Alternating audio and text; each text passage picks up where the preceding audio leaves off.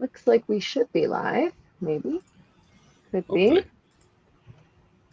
Let's see if this actually lets me go live on whatever that thing is called. Well, for those who are joining us this morning, welcome to the Medieval Buzz with Rachel and Philip. I'm the creative Contessa, and this is Philip from Irish Medieval History. And we are excited to bring to you some interesting conversations today, aren't we, Philip? Oh, yeah. Especially to do with Viking burials, crazy nuns that start up war bands, and a whole load of other mad stuff. I definitely have a whole load of mad news anyway, that's for sure.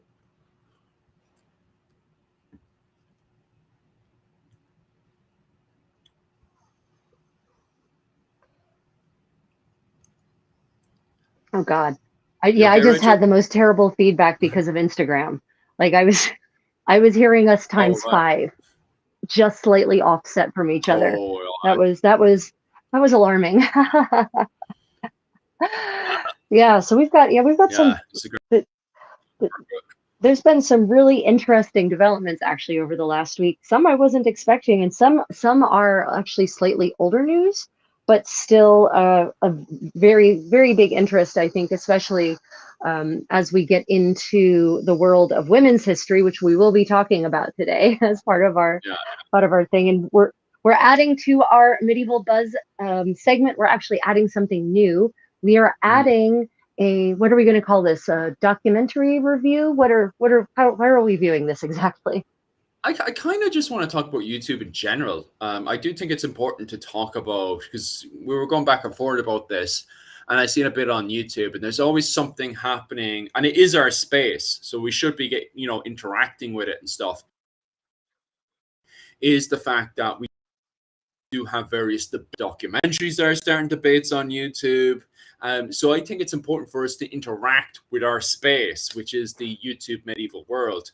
So we will be doing, from now on, various segments to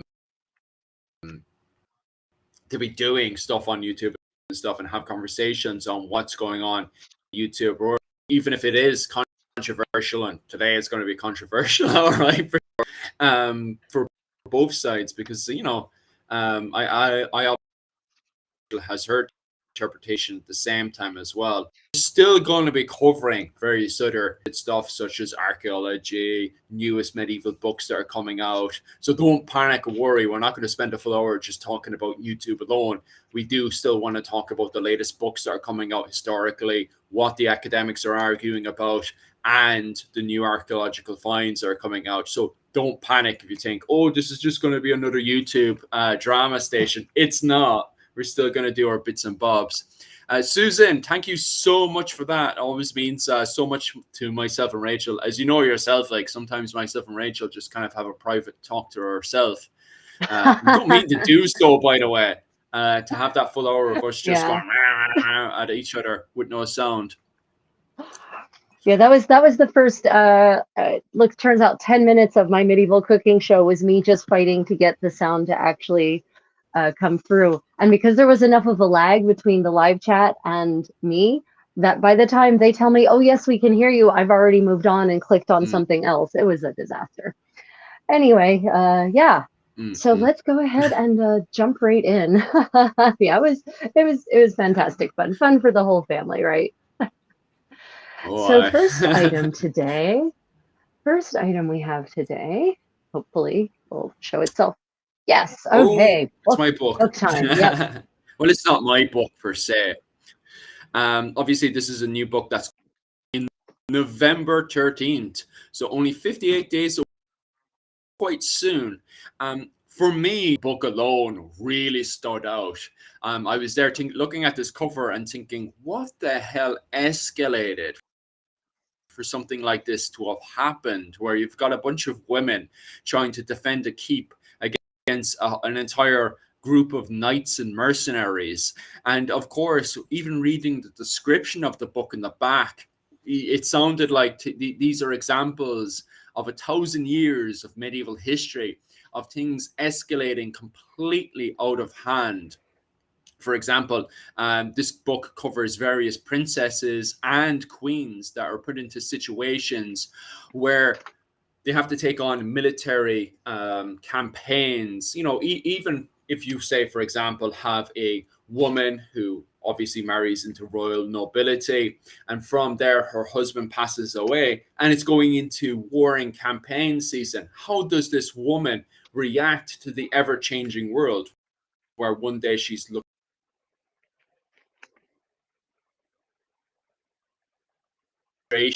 of her castle and keep, and the next thing she's defending her castle? The book escalates still further, where there's examples of nuns who have to, they're put in a situation where they have to defend their abbey, raise a war band, and actually go off and fight another abbey, and even end up having various treaties against other monastic settlements of that region. So it definitely sounds like a book that's definitely very exciting, and it's something I'll definitely look forward to getting into, especially with the examples that the bibliography is giving at the back of the book and on various websites advertising the book. So even the promotion alone is definitely, you know, intriguing me enough to want to go out there and pick up this book when it comes out November 13th. Yeah, it looks really fascinating. You know, it's interesting. One of my patrons, one of my channel members, Han, I don't know if she's out there, Twitchy Witch. She is, of course, very interested in medieval monasticism, how it was lived for both men and women. She's approaching it from the perspective of her own living history experience as a nun, or as a member of a monastic community, a female member of a monastic community. So this book will probably be very interesting to her. It looks like Clotilde, so that looks like first millennium, so 7th, 8th century, because it's those names look pretty first millennium to me. Princess Clotilde, yeah, and Basina. Do you know what era it is? It seems like Carolingian era, maybe. Yeah, bang on. When I was actually looking up the examples in my own research, I did find that she was from the 10th century. No, granted, she does actually do a whole load with her life. Her own partner had passed away, which means that she had to herself take on the administration of that. And of course, with that, because it's the Carolingian era, she had to, you know, being part of the campaigns and warfare.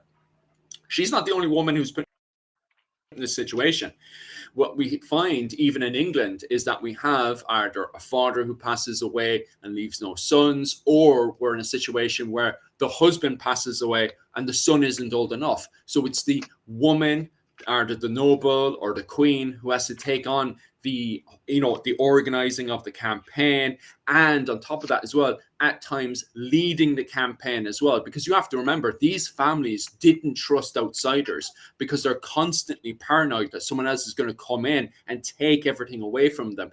Because I know a lot of people will turn around and say, yeah, but the Reginald will go in there and organize everything for her. That may not always be the case, especially when you're dealing with the likes of the 9th and 10th century, when it's warband on warband warfare. And some of these examples do actually come from the 9th and 10th century. For other examples, also, you can see the escalation from various areas nuns are active, where they're put into a situation where, for example, you'd have a warband or a bunch of brigades who would come over to a movement and start attacking them, harassing them, to a situation where they have to raise a warband to go and defend themselves, or they. So we can see this bibliography that's given out, which is quite interesting in it. So then it's not just one particular example, it's multiple examples of as the title says, nuns at war. Is that correct, or is it just following the tale of one specific nun or set of nuns?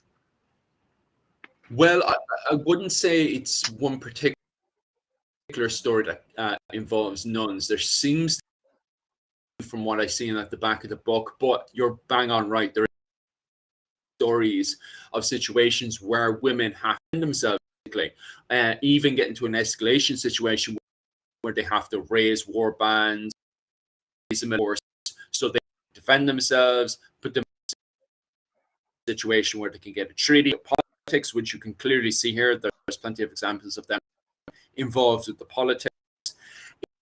covers as 1,000 years of history. So there's plenty of examples for her to elaborate from. Very good book when it comes down to that kind of stuff, especially if you're interested in women's history. Even more so, women's history that escalate themselves and even push out to. Yeah, it's very interesting how women have often been written out of the historical record for various reasons, and not all of them malignant or malicious, right? It's the men writing the history, so they don't care as much about what women are doing. Archives burn up, or there's a political reason why maybe it looks bad if the women are the one leading the charge, so to say. In this case, maybe not even metaphorically. So it is interesting how a lot of new research has been coming out over the last 20, 30 years, really, to actually give women a place in history and in place of importance, right? Maybe we can finally move away from the great man version of history into just history, right? And it's really fascinating how modern people, especially when they imagine a monastery, whether it's men or women in the monastery, they imagine prayer, they imagine peace and calm. They can't imagine warrior monks, let alone warrior nuns. But that was actually the reality of the medieval monastic settlement, especially earlier on when they're possibly fending off raiders, and brigands and bandits and Vikings and all of that. So yeah, you're right. Women in the monastic communities, they had to take up arms. It was either that or be overrun, Yeah. Because you see the same examples seen in Ireland. I don't know if these examples will be in the book, but the same both in Scandinavia and in Ireland, where the men will go raiding on various other groups, or will have to go off and take part in campaigns of war. And then is that you have criminals, criminal war bands who will come around the area of these ring forts, if you take Ireland, for example, and which then leaves only the younger sons and the mother and her daughters to go up on top of the walls of the ring fort to try to defend the ring fort, spear and all, against these attackers who are trying to make their way over the wall. And you have to remember, these women have to fight to the death, because if these men get in, you know what they're going to do, and it's not going to be nice. So these women are quite literally fighting for their lives with their spear, trying to get these men off the wall, Yeah, perfectly. So this is the book, everyone. Medieval Nuns at War: Rebellious, Resilient, and Rowdy Women. There's a lot of, and what have we, God, Phil, how often have you read recently in comments, and we'll talk about this in a little more detail, lady, in comments, especially on YouTube, but on social media in general, about revisionist history. Why are they just now coming out and saying that women were doing these things? Obviously, there's a hidden agenda here trying to rewrite history to make it more whatever. This really underscores how history, what we know about history, is constantly evolving. And you can't assume that work done by some historians in the 18th, 19th, and even 20th centuries is literally the end of history. Yeah. I think the biggest problem is that people are coming at it from a very poor interpretation of what is the medieval period. Like, the medieval period is a kind of band on war. Early medieval period especially is a war band on war society. And so there is no nationalist at this from a very 19th and 20th century perspective to look after you. But if you off the war, minding the gender roles that are in society, in fact, to the gender roles of society, and try to understand it even more than what we did. But the problem is, from a 19th and 20th, we have a nationalist perspective, which means for us that society will come together. There is no one to protect the women. If you're off fighting war and you're the man of the house, that means there's no one to protect the farmstead settlement, the ring forts and stuff, which means it's going to be the younger sons and the mothers who are there to protect the ring fort. And what happens then is that, you know, criminal war bands come along, and all they want to do is loot and take women, you know. So these women straight away know what these men are up to, and so when they come over to try to forts, the women are there with their spears trying to defend themselves to the last moment, you know. So this is kind of history that, another example, let's say you're the man of the house and you're dead. There's no life insurance. There's no form of insurance. There's no society to protect that woman. You know, what's she going to do? So this, and there is examples of women who are raised their son. And so once again, actually, there's even examples of those women out of true complete hate want to go and get vengeance, especially if they find out who man. But you remember the woman in Brittany during the 100 Years' War was killed, and she wanted vengeance. He was I think he was the Duke of Brittany, killed the Duke during of the 100 Brittany. Years' War by the French, and she wanted vengeance. So she decided to take up arms as a pirate. Yeah, she's examples from the high note of that happening. And we got in Ireland as well, where if you have a blood feud where you have two men off, they both belong to families, there's nothing stopping a woman who is left, I'm going to get a spear and go kill that man. Now, you know, that's where it gets complicated. You know, people aren't turning around and saying, oh, well, maybe she'll get successful. Maybe she doesn't have the skill. You know, that's where it gets interesting. And it's definitely in the realm of possibility when there is no society that may not be, there is society there to protect her. We had in the 19th and 20th century, there's no roof with any form of life insurance or anything like that. There's no central government or anything like that. Yeah. There's no services. Yeah. So when I was looking at the comment section, I did find it very interesting that people were looking at it from the 19th and 20th. Don't get me wrong. There is examples we'll be talking about later where I was turning around and saying, I don't fully agree with the argument. Yeah. But at the same time, the person giving the example had read the literature where I could tell straight away the comment section had looked at it from a more 19th and 20th nationalist perspective rather than the perspective of the medieval era. Right, yeah. So we've got some good questions here. Could it be that the abbesses of these abbeys would have come from local influential families and clans that gave them some clout to lead the others? Absolutely. Abbesses were nearly always from the nobility. It wasn't some serf who found her way somehow into the monastic community and rose to the rank of abbess. Most abbesses were noble women. And that continues on into the 18th century easily. So yeah, they would have had clout. They would have also had nice clothes. They would have had nice lodgings in the abbey.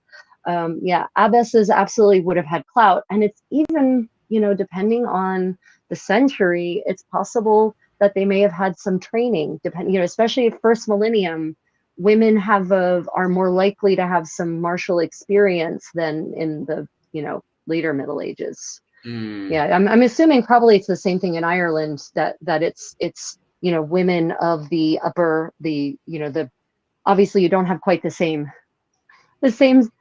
structure in Ireland, with not feudalism not quite being the same thing, but it's probably the same in Ireland, right? That it's the daughters of high-ranking families who end up taking these positions of power.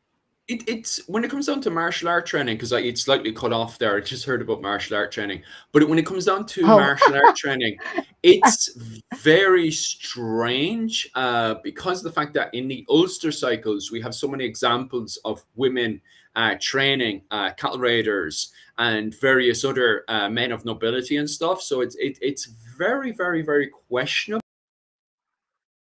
Why do we have trainers who are females? There's quite literally a law that prevents women from going onto the battlefield, which then questions, okay, so why is there like a solid law in the 8th century called the law of the innocents, which prevents, first off, it prevents, meant to prevent like breaking, it doesn't really ultimately, examples of brigands attacking women and children. It's meant to prevent, the law of the innocents is meant to prevent war bands from attacking women, children, and the clergy. But it's interesting to note with the wording that it's meant to prevent women from going to the battlefields and stuff. There you have a quite literally an example of a law that's meant to stop women from going into the battlefields and fighting with the men and stuff. So it's really a question of like, why is that law there? You know? So that's very interesting that in the Ulster cycles of Irish literature, we do have women training cattle raiders on how to do martial arts. And on top of that as well, we have the laws of the innocents, which is meant to be there to prevent women from taking part in battles. We also have examples in Irish history as well of men, just playing around with their partners and stuff. If you've ever done if you've ever dated someone that does boxing or any form of martial arts and stuff, you know full hand that they're more than keen to teach their partners martial arts. Like, for example, I'm always showing my wife kickboxing techniques and stuff. Even if your partner isn't, the master of kickboxing and stuff, it's still something they play around and do. And girlfriend, sometimes it depends if it's annoying or not, but a lot of them love messing around and learning those bits and bobs of kickboxing and wrestling and stuff. And so I could easily imagine if the partner has been a cattle raider for a good few years, or has been a Clee area, a member of the King's War Band and stuff, and he has that martial art background, teaching their partner those martial arts and stuff. Could easily imagine it, especially if they know that their partner could be in danger when they're off with the war band, and suddenly a bunch of brigands appear to defend herself, that he'd feel more comfortable if she knew how to use it. I think it's a bit of common sense, in my opinion. Yeah, for certain. And not only would he feel more comfortable, but it's more likely he's going to come home to a home that's still his. Yes. But it's interesting because you see the exact same examples in Japan. In Japan, there's actually loads of examples of samurai teaching their wives how to defend themselves. And on top of that as well, have camp followers in the background. The samurai had fallen on the battlefield. They themselves would go forward to, basically defend themselves in a formation and stuff. So we have examples of both on the battlefield, where if the samurai had fallen, these women would then defend themselves in battle formation, and on top of that as well, even in their homes and stuff, when the men went off to war, if a bunch of criminals had come by, I'm just branding them as criminals, they weren't really called criminals at the time, but we know what their intentions was to come in, take the woman, or steal her stuff, that she would have the ability to defend herself, because the samurai himself would have spent those hours in the evening messing around with his wife, teaching her how to use a spear and stuff. But for me, I just feel like it's common sense, especially if you know martial artists and what they're like. They love spending hours with their girlfriend or partner, teaching them these martial arts skills and drills. I just think it's common sense. Like, yeah, I agree. I think it yeah. But what's interesting is that there's evidence that by the later Middle Ages, anyway, by the 15th century, for instance, that's no longer really happening very much. And that's because, for instance, there's many cases of women defending the castle or the city, but when the chroniclers talk about them defending it, they talk about them using everything under the sun except for what we might consider proper weapons. I mean, literally throwing pots and kitchen implements down, boiling oil down the sides of the castle. They're not using bows and weapons that require skill and training. They're using whatever they can get their hands on. Now, again, the chroniclers who chronicle this, maybe they didn't want to present women in that kind of martial light, because there was definitely the idea by the 15th century of that being unnatural, right? You have she-wolves are unnatural. She-wolves do things like take over the kingdom and rule in place of their son. She-wolves do things like take up arms. So it could be that the chroniclers didn't want to present the women of their town in that light. So this also underscores why you can't necessarily trust what chronicles say, or you shouldn't trust what chronicles say 100%. Oh yeah, 100%.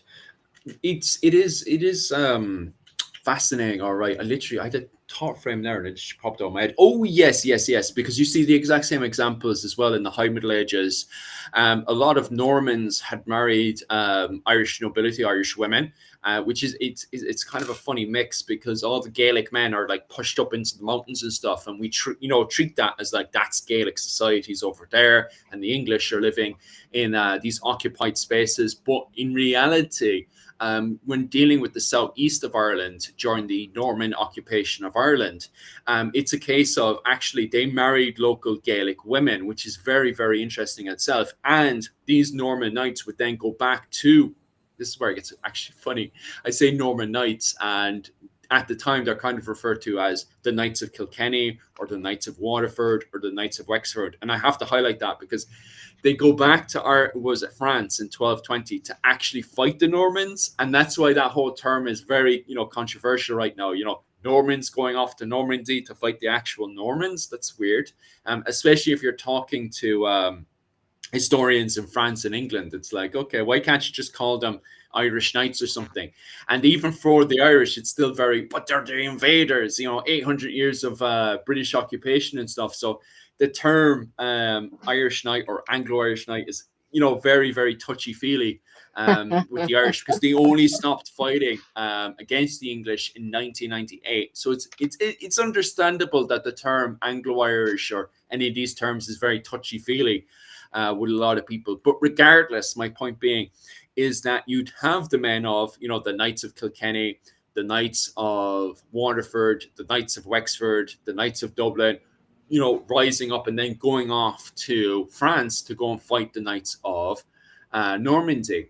And while they're away, best example being William Marshall, his wife is in charge of all the administration to do with Kilkenny Castle. And guess what? Kilkenny Castle gets under attack, and she's the one leading the siege with her few men. Because, like, what gives these castles a huge advantage is you only need about 5, 6, 7 knights inside there, or men inside there to man the castle. I was about to say, castles are actually well-designed. Castles are actually relatively easy to defend. Yeah, but at the same time, as you point out there, you find these princesses, these noble women, are there hanging off the side of the wall, trying to get these ladders down. That's why these situations happen because there's only so few. Like sometimes, I think in England, you could probably find examples of only 4 men running around the tower of the castle trying to get these ladders down, trying to get the boiling water over and stuff. And so it's no shock that you have women as well going up onto the tower, trying to get the boiling water over the wall, trying to get, kick off the ladders and stuff. So to me, it's no surprise, to be honest with you. Yeah, no, it's not at all. So let's see. We had some good some more good questions here in the comments. Did medieval rulers differ from region to region in Ireland and the way that they ruled? Oh, which period? Which century? Yeah, which that gets very, very complicated because you do have the early medieval period, but according to the Seanachus Mór, it literally says the men of Ireland have kind of promised to kind of stay under the Seanachus law. But then, did they actually per region to region, for example, like is the law completely different in the Ianail territory in a good chunk of the majority of the island? Is that the same Seanachus Mór or same Brehon laws in that territory? Or is it different in the Oireachta territories in the south of Ireland? And is it different again in the west of Ireland? And these are the major over-kings of Ireland. So that one's quite difficult. And then, of course, you've got the High Middle Ages, where you have a massive difference between the rulers in the O'Neill territory and the O'Connor territory. And then you have a good chunk of it that's ruled by the Lordship of Ireland, which is sort of in this kind of bastard kind of feudalist ruling. So, the High Middle Ages, there's definitely massive differences between the Gaelic areas and the areas that are under the Lordship of Ireland.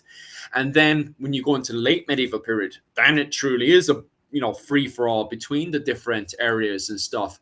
There's definitely differences between the territories ruled by the Fitzgeralds and the Butlers compared to, once again, the O'Neill territories and the O'Connor territories.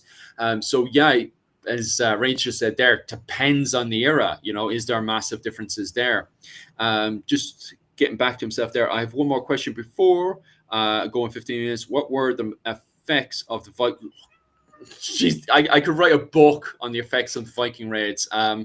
If you go into my shorts, I'm actually just starting to get into. I'm doing shorts every day, pretty much on the Kings of Ireland, and I literally just started the Kings of Ireland. So jump onto my page on Irish medieval history and go into my shorts, and I'm literally just starting the Viking Age in Ireland, or just look at my previous videos. I have covered a good few videos on the effects on the Vikings in Ireland, so pop them there, because there's literally endless amount of books right now. I would definitely check out Claire Downham's book on Vikings of Britain and Ireland. Was it the Emer dynasty? So Claire Downham would definitely be someone I'd look into, and look into her books and stuff on the Emer dynasty in Ireland and Britain. That definitely would be a spot. So you're asking questions are literally, I could write books on, to be quite honest with you. Like, oh goodness, yeah, it's I love it when people ask us these questions. Is in the entire Middle Ages did such and such happen, or was such and such a thing, and it's like, oh, it's 1,000 years. Yeah, I get paid to answer these questions, so it's like, well, Yeah. I do have a Patreon. yeah. Okay. So yeah, medieval nuns at war, definitely get it, and expand your understanding of women's roles in society. And there was an earlier question from Blake of whether this was a women's history channel or a medieval Irish history channel. This is a medieval history news segment. This is neither Irish history nor women's history. It's all the medieval history. Ireland is part of medieval history, but so are women. So I do apologize that women don't exist in Ireland. They seem to be, and they seem to be imported around the 19th century. But I like talking about women. I know people definitely frown upon men getting into relationships with women and stuff. I definitely think that's frowned upon these days. But I'm sad to say I do get into relationships with women. I do like talking about women. And I know they're not immigrated into Ireland until the 19th century, but totally, all men all the time, all men all the time, and they reproduce by mitosis. They just split, right? they just fission, and there's a new human. Where's that question? Jesus Christ! What a question to bloody ask. Yeah, it's okay. What? Are women not part of Irish history? Like, Isabel de Clare, does she not exist? Does Queen Maeve not exist? Like, what the fuck? And all the nuns. Like, I don't know. Maybe they don't exist in the Irish halls. I'm sorry. Did you not? Where were you when the Tom Book Cooley was written? Like, Queen Maeve was running around the Great Hall screaming and shouting 24/7. Like, whoa. Yeah. Okay, next in our medieval news update. Oh, this is an interesting one. Oh, wow. Okay, yeah, medieval women's spy network. So a fantastic news. So this what you all are looking at is actually a 17th century map of the city of Ypres in Flanders. It is 17th century, but it's pretty much basically the same. It is the same layout, the same way it looked in terms of shape in the 15th century. And the reason we are talking about this now is because a new book has just come, or a new research paper has just come out that has revealed women's very active roles in a very active and well-coordinated spy network in Burgundy from 1480 to 1489. And basically these researchers actually went into the town archives in Ypres, in Ghent, and in Bruges, and they found records of women being paid to carry messages, to spy in enemy camps in enemy cities, and going great distances unaccompanied, or sometimes with a fellow woman, but almost never accompanied by a man, to relay these messages from people on the one side of this war. So many people don't realize is that the Duchy of Burgundy basically ends because Mary of Burgundy becomes the heiress of Burgundy after Charles the Bold stupidly dies in a battle that he didn't need to die in. It wasn't even a real battle. His camp was overrun. Anyway, Charles the Rash for the win. So Mary of Burgundy inherits, and she marries Maximilian, the Archduke of Austria, who would soon become the king of the Romans. But Mary unfortunately dies in a riding accident in 1482. Now the Burgundian cities support her. They like her. She's their princess, right? They have a connection to her. She was raised in all of these cities. She had palaces in all these cities. So they watched her grow up from this adorable little girl into a beautiful young woman, and she was a good ruler. They liked her. They supported her. They didn't support her husband though, because he was a damned foreigner. Yeah. And their son, they had a son, Charles V. Now, or the man who would become Charles V in Spain, rather, right? So Philip the Fair. They had a son, and Charles is the grandson, Philip the Fair. And so Philip is technically the heir, right? Because he's her son, but he's a child. So Maximilian declares that he shall be the regent. And the town councilors are like, we will be the regent. You have no say in this. And so it starts a civil war.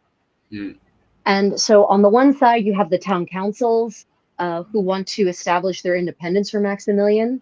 And then on the other side, you have Maximilian. And, the son, Philip the Fair, who's like, let me see, at this point, he's like, I don't know, 6, 7, maybe, not very old. And so he's not really much of a player in all this. It really is his father, who is literally referred to in one of the expense accounts, actually says, we are sending this woman to go and ascertain the situation of the king of the Romans. So they openly acknowledge that they are paying a woman to go and spy on Maximilian in his own damned camp. So, this basically, this conflict lasts for about a year. They don't win, by the way. But they try. And these women are essential in gathering intelligence, in relaying messages between the leaders in the various cities. They're going out to this place where a secret council is meeting of the leaders of the big 3 cities. And they're getting paid to do it repeatedly again and again and again. And the reason that they are hired and not men, like they find almost no evidence of men being used for this purpose, is because, can you guess why you would choose women to do this instead of men in the 15th century? Big time. Like one of the best examples, and I know it's fantasy, and I know, what was it called, the last few seasons of it was absolutely diabolical, but one of the best, he still based it off the Wars of the Roses, okay? And that's why I think it's one of the best examples, is actually Game of Thrones. Game of Thrones had so many female spies that were able to get into the nitty-gritty, gather up all that information for various groups, or even to sell that information onwards. It's just the fact that women are able to get into those nitty-gritty areas, from kitchens to various establishments.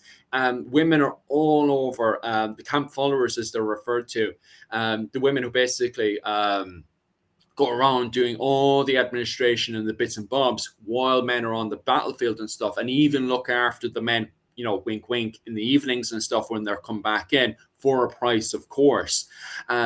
So it's way easier to get women in there, especially when men are in, if they're on the battlefield, for example, they're in vulnerable mental states and they need to open up. Guess what? A camp follower always has an ear there to listen and gather up all this information. And this isn't unique to the late medieval period. This is a technique that ends up dominating again and again and again, as you have women, men want to open up, especially if there's a sudden traumatic event that happens to them, and you always have that ear to listen to. So that would be my interpretation of why you need to send out women again and again and again, to gather up all this information as quick as, and come back to them again. So that's my interpretation anyway. Yeah, so it's it's actually not just that, it's that these men were too stupid to think that the women would actually be playing an important role. So literally women go unnoticed. And this is underscored by the fact that in 1403, there's an interesting incident of piracy happening in the Channel. An English ship is captured by Flemish pirates. And aboard this ship are 3 English noblewomen. And the record, the chronicle actually observes, the captain actually, the corsair captain, captures the women, but he treats them well because he notices they're noble. He interviews them and finds out their identities. We actually know their names. And he observes that they're carrying a packet of documents that are sealed. But he leaves them alone because he literally says they're just women. We have nothing to worry about, but for these women. But this is all part of the 100 Years' War, and so these women are taken into captivity in France. I forget which city. It was a city that was in French control. They're kept in an inn. They're noble women, so they're not tossed in a jail. They're kept properly. They're not assaulted in any way, and they write to the French king, to Charles VI, and they say, "Hey, what should we do with these women?" And he writes back and says, "Because they're just women, you should just let them go about their business." So literally, that is why these women get recruited to be the spy network, because apparently the men in these cities recognize that especially noblemen, knights would not, and this could actually reflect a class difference, right? The handcraft class, the merchant class maybe is more ready to acknowledge the work of women because women are still working. Yeah, seriously, right? They're running tailor shops, they're running breweries, they're taking over their husbands' businesses when their husbands die. So they're actually acknowledging that women do things, and they do real things, and they produce real products. So we won't undervalue them. Meanwhile, there could be this kind of, the whole idea of the code of chivalry amongst the very, the nobility, which was really only ever acknowledged at that level, made them view women as being, they're just doing women's stuff. So we'll just let them go about their business, right? This could actually be a difference in class. But either way, yeah, it's the women literally were able to pass unnoticed in and out of camps, and no one bothered to stop them and say, "Why are you here? What are you looking for? Why is it you're sitting right outside of the King of the Romans pavilion and just listening?" That is wild to me. The fact that he's not adapting to the changing of warfare and stuff, and he's just like, "Oh well, they're just women." Just women. Maybe that's why they were losing. Yeah, right. yeah. That you have other people who are adjusting to what's going on. For example, what was it called? The Italians, like the Medici and stuff, that had absolutely no problems using massive amount of trade, spy networks and stuff. Not even just to gather up information for war and campaigns, but even for their banking and stuff, to know what their their audience needed financially and stuff. So for the likes of Medici, for example, to have those to have control of certain establishments, wink wink, so they can gather up that information and stuff, is that's at the peak of warfare in Italy. It's kind of expected in Italy, from my understanding. You could easily correct me with that one, Rachel. But it's just strange that the French don't kind of adapt to this new form of warfare of using women to get out there, gather the information that they need and bring it back. Because if noble women are doing it, that means you have the entirety of that, a good chunk of those camp followers that are probably doing even more details of the information that's needed. So, that it does explain why the French were just losing a whole load of wars, to be quite honest with you, in my opinion. Well, in fairness, so thinking about this, it's Flanders. This is a civil war at this point. So this is Flanders versus Flanders. Technically, this is Flanders versus Burgundy, right? This is Flanders versus Maximilian. So that's not the French. That's Maximilian and his people, many of whom are, who counts as French in the end of the 15th century, right? Is it French speakers? Because there's a lot of Flems who speak French. That's very true. There's, and the Burgundians, they're all Valois, like the family, they're French, they're Valois, right? They're French speakers. So it's kind of, I would hesitate to use the word French like that unless you're really talking about the Kingdom of France. And in this particular war, it's not. The Kingdom of France is getting involved only so far as they want to take over territories, but they're not part of this civil war thing. Probably, I think, no doubt, the French king was hoping to oust Maximilian altogether and then take over the Low Countries for himself. So he was probably supporting Ghent and Ypres and Bruges, in the hopes that after Maximilian's gone, then he can just, sweep in and capture all those super rich ports. But as such, it's at least from the 1488 to 89 period, it isn't a French thing. It's not the French ignorance that's letting the women do all these things. But you brought up a really good point, or you mentioned camp followers, and I just want to emphasize for everyone, camp follower is absolutely not a synonym for prostitute. It is not. It is not. It is not. There were many camp followers who didn't prostitute themselves, part-time or full-time. Camp followers could include laundresses. They could include nurses in the 15th century. They could include seamstresses, because, how many of my fellow reenactors out there have had to sew up their men's arming garments? I have. So it wasn't just camp followers, were literally just the women who followed the army, the armed forces, however you want to refer to them back then, the men at arms, the units, in order to make a living, to have and it was ironically a way for women to actually have freedom, because they were then for masters of themselves, right? They were earning their own money. They were doing their own thing. No one was telling them what to do beyond the usual, I need you to fix this. Could you please wash my bloody shirt? So yeah, camp follower, not a synonym for prostitute. Not all camp followers were prostitute. And in fact, camp followers apparently throughout the Middle Ages and all the way up until the 18th century were an essential part of the spoilage operations of battles, because they would go and help harvest the spoils from the bodies of the fallen. So yeah, they would actually go and get, and this is what the women who followed the Landsknecht around also, like, they were in it for the riches. They were in it to go in and loot themselves some dead enemies, and sell the armor and whatever they found and make a profit from it. So camp followers also did a lot of that as well. So they were not. It wasn't quite like that. It wasn't like they all had a tent that they spent every night in with some random man at arms. They didn't.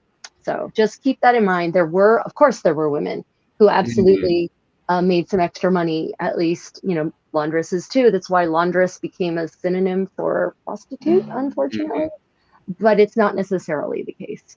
But these are the conversations that we're looking to have, Rachel, the deeper conversations, because if we just keep looking at military forces from the perspective of these are just a bunch of, I just had the image of the Spartans. my brain, because that's the thing, is that, like, these men all have, especially with the sudden trauma that's going on, all the administration that's going on and stuff. It's like people expect these military forces to be a group of Spartans walking around the place looking after their own needs and stuff.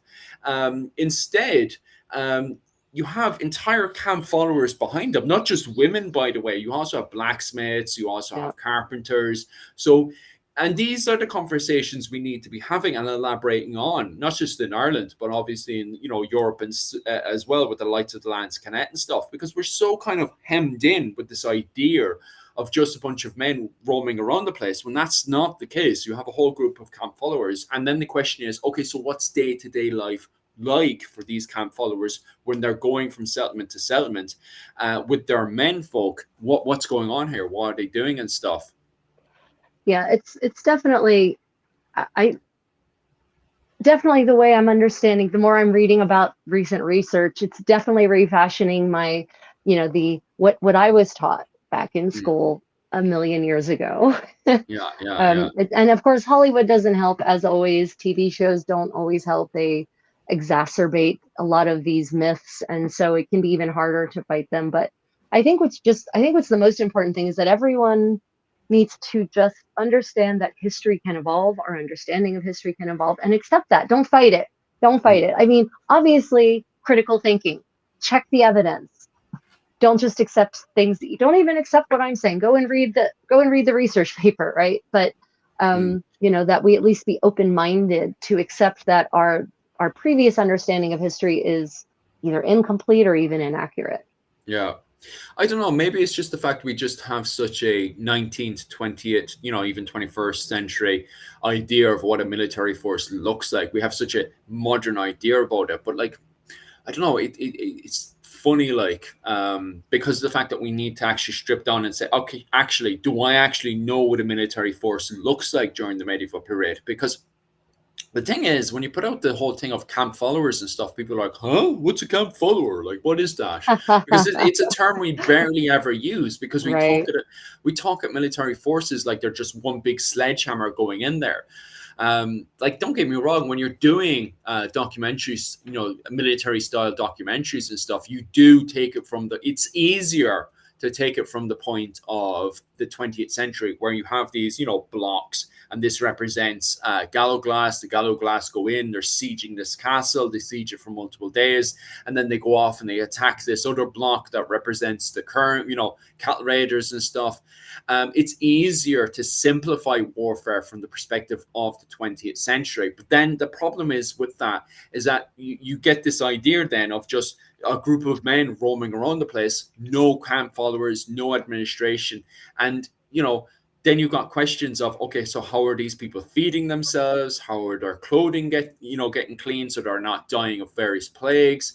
These questions need to be then asked when you then get into the finer details. And then magically the camp followers just appeared, when we don't simplify things any longer, Right. Yeah.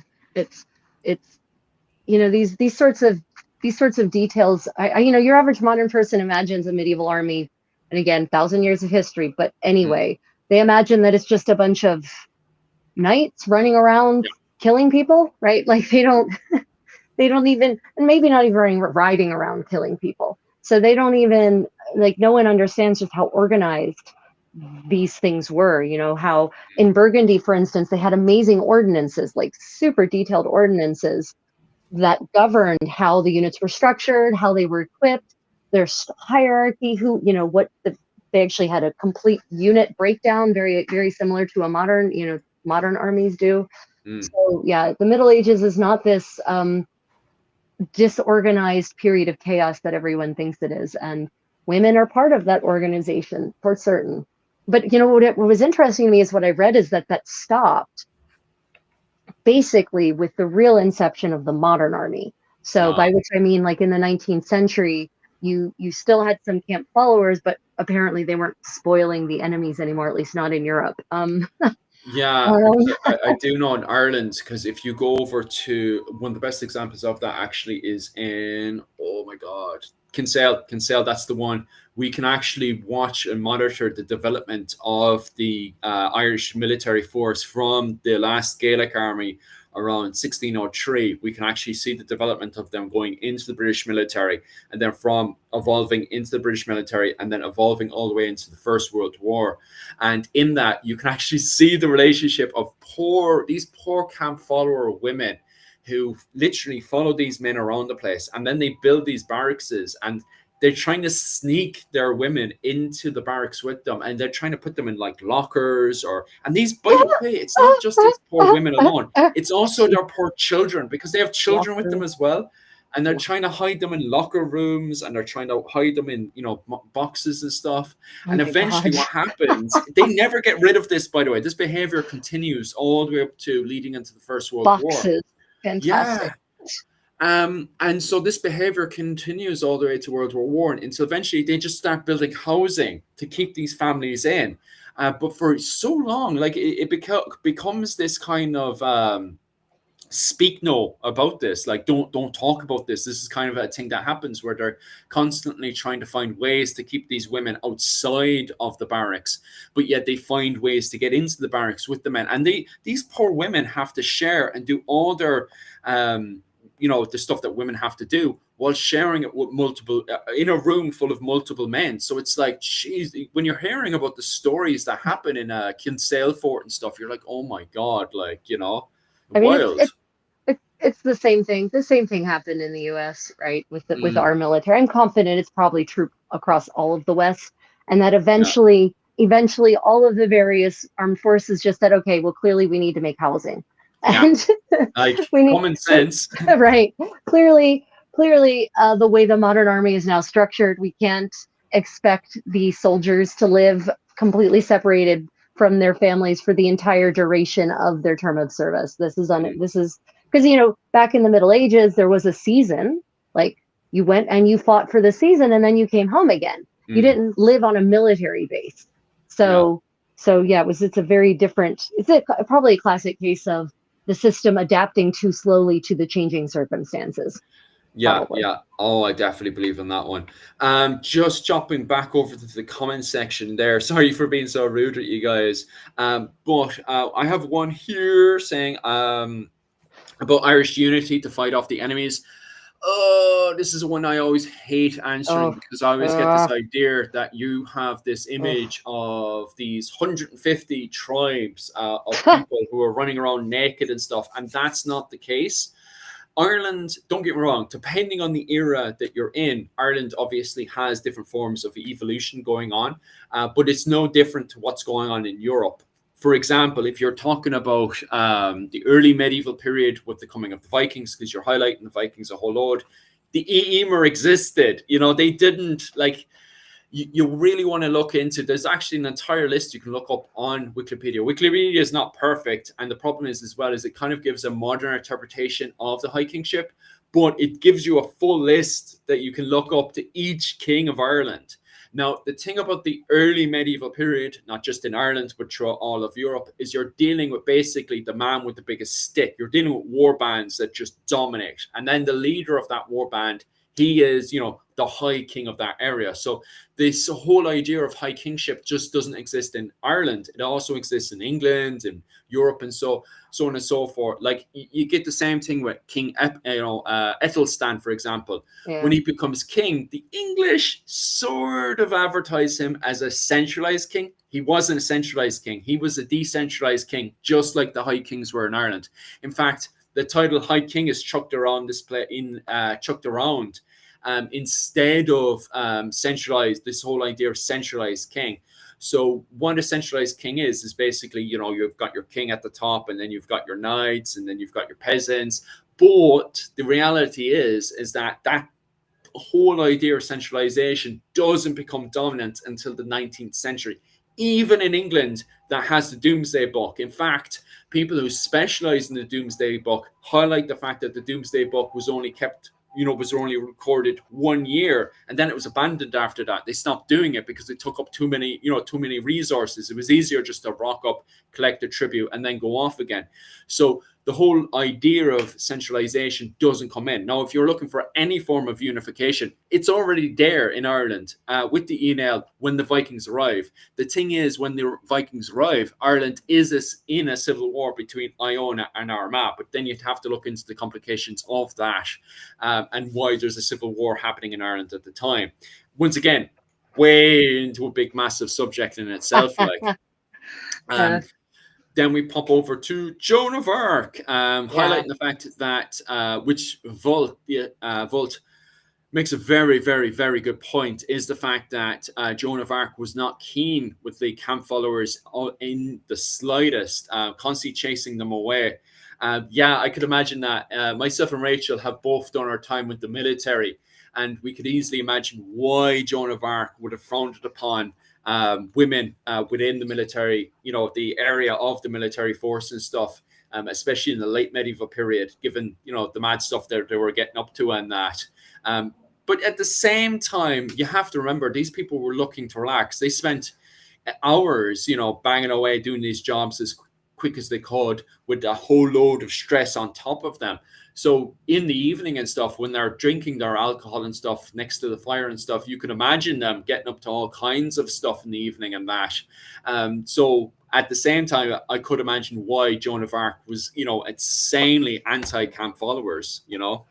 Well, again, I think I haven't heard that, and I honestly would question the veracity of that report. Not you, Volt. I'm not questioning you. I mean the historical report, because we don't actually have much primary source information about Joan of Arc that's contemporary to her.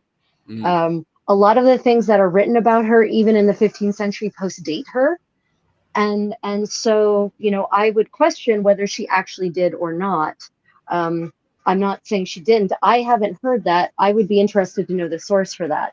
But again, this also comes back to translation. What does camp follower mean? Camp follower in now English encompasses a whole lot of people. So I'm confident she wasn't chasing away the laundresses, right? Because she would also want her undergarments to be laundered. So yeah, is camp follower, was that being used by some 19th century translator, for instance, as a euphemism for prostitute? In which case, yeah, I could absolutely see Joan of Arc chasing away prostitutes because she had a very pious approach to life. And I could see how she would view that as a not only morally reprehensible, but possibly on a practical level, not a great thing for these soldiers to be distracted by such, worldly desires. And she might have also been thinking about the spread of sexually transmitted diseases, honestly. Yeah, in the that camp. is the era when it kicks off, isn't it? Right. I mean, so she's, there's all kinds of reasons that it might be, but I hesitate. I really don't like using this word camp follower as a synonym for prostitute because it's not. Yeah. Some camp followers it's a category, right? Yeah. You have camp followers, and these are the people who literally follow the army, all of them. Yeah. All of them. And then under the heading of camp follower, sorry, my laptop just decided it was hungry. Under the heading of camp follower, we therefore also have prostitutes. Yeah. So yeah, Vault, I would be interested to know the source for that claim that she was chasing away camp followers. That would be very interesting to me. Because the thing is, if you look into Irish warfare, and I'm assuming it's the exact same thing in Europe as well, is during the battle when they're doing their rotations and stuff, their weapons are being damaged and destroyed. So they need to rotate their way out of the battle and then go back into the camp area again. And they need to talk to the camp follower, which is the blacksmith and the carpenters who are there on the site to as quick as they can, fix these little bits and bobs if they don't have a replacement. Or even if the carpenter or blacksmith has brought, which, doesn't surprise me, you're in a battle, he's going to quickly, either sell or do something to give you a spear to get out there again, so it wouldn't surprise me if these camp followers would have extra spears, extra bits and bobs they need for the emergency that's happening in front of them, which is the battle, so yeah, you're perfectly right. You're not just dealing with how do I word this now, with women who are looking after those certain needs. You also have so many other people that are involved with the administration of the camp, including men as well. Right. And I think honestly the better word is sex worker. Prostitute has a lot of baggage. So yeah, sex workers. Let's call them what they were. Because of the algorithm. You need to I'll say native of the night for the time being. But I mean, Dr. Yanaga has like an entire series on it. I think it's okay. I think using the proper terms is okay. It's if we started dropping other words, maybe. Yeah. So there's another good question here, and actually one that could be a good segue. Were some women considered healers, and did that sometimes get misinterpreted as witchcraft? So I don't have. Okay, so when and where, right? Again, Middle Ages is 1,000 years of history, and it's a whole continent, and so your mileage is going to vary. I will say that in 15th century France, England, Burgundy, and Italy, there are certainly women who, healers is almost too new agey. I don't like that word, but who did practice medical care. All women did. Noble women had a book of secrets that had a whole host of medicinal remedies in them. So yes, absolutely, women practiced first aid medical care and also follow-up treatments, if someone in the household was injured and they had to provide long-term care. To be considered a healer, if you're talking about on the level of physician, there were female physicians in the Middle Ages, absolutely, in various parts of Europe, Spain especially, what is now Spain, but wouldn't have been Spain then. But yeah, some of the Spanish kingdoms, in parts of Italy, yeah, there were female physicians, absolutely. And they would not have, witchcraft. Yeah, it's funny one because you do have a play on words with Scandinavia. and Old Irish going between healer. Because when you asked that question, I was like, well, you're going to provoke the English historians and stuff, because they were like, there's no witchcraft or what was it? There's no trials of witchcraft until the 15th.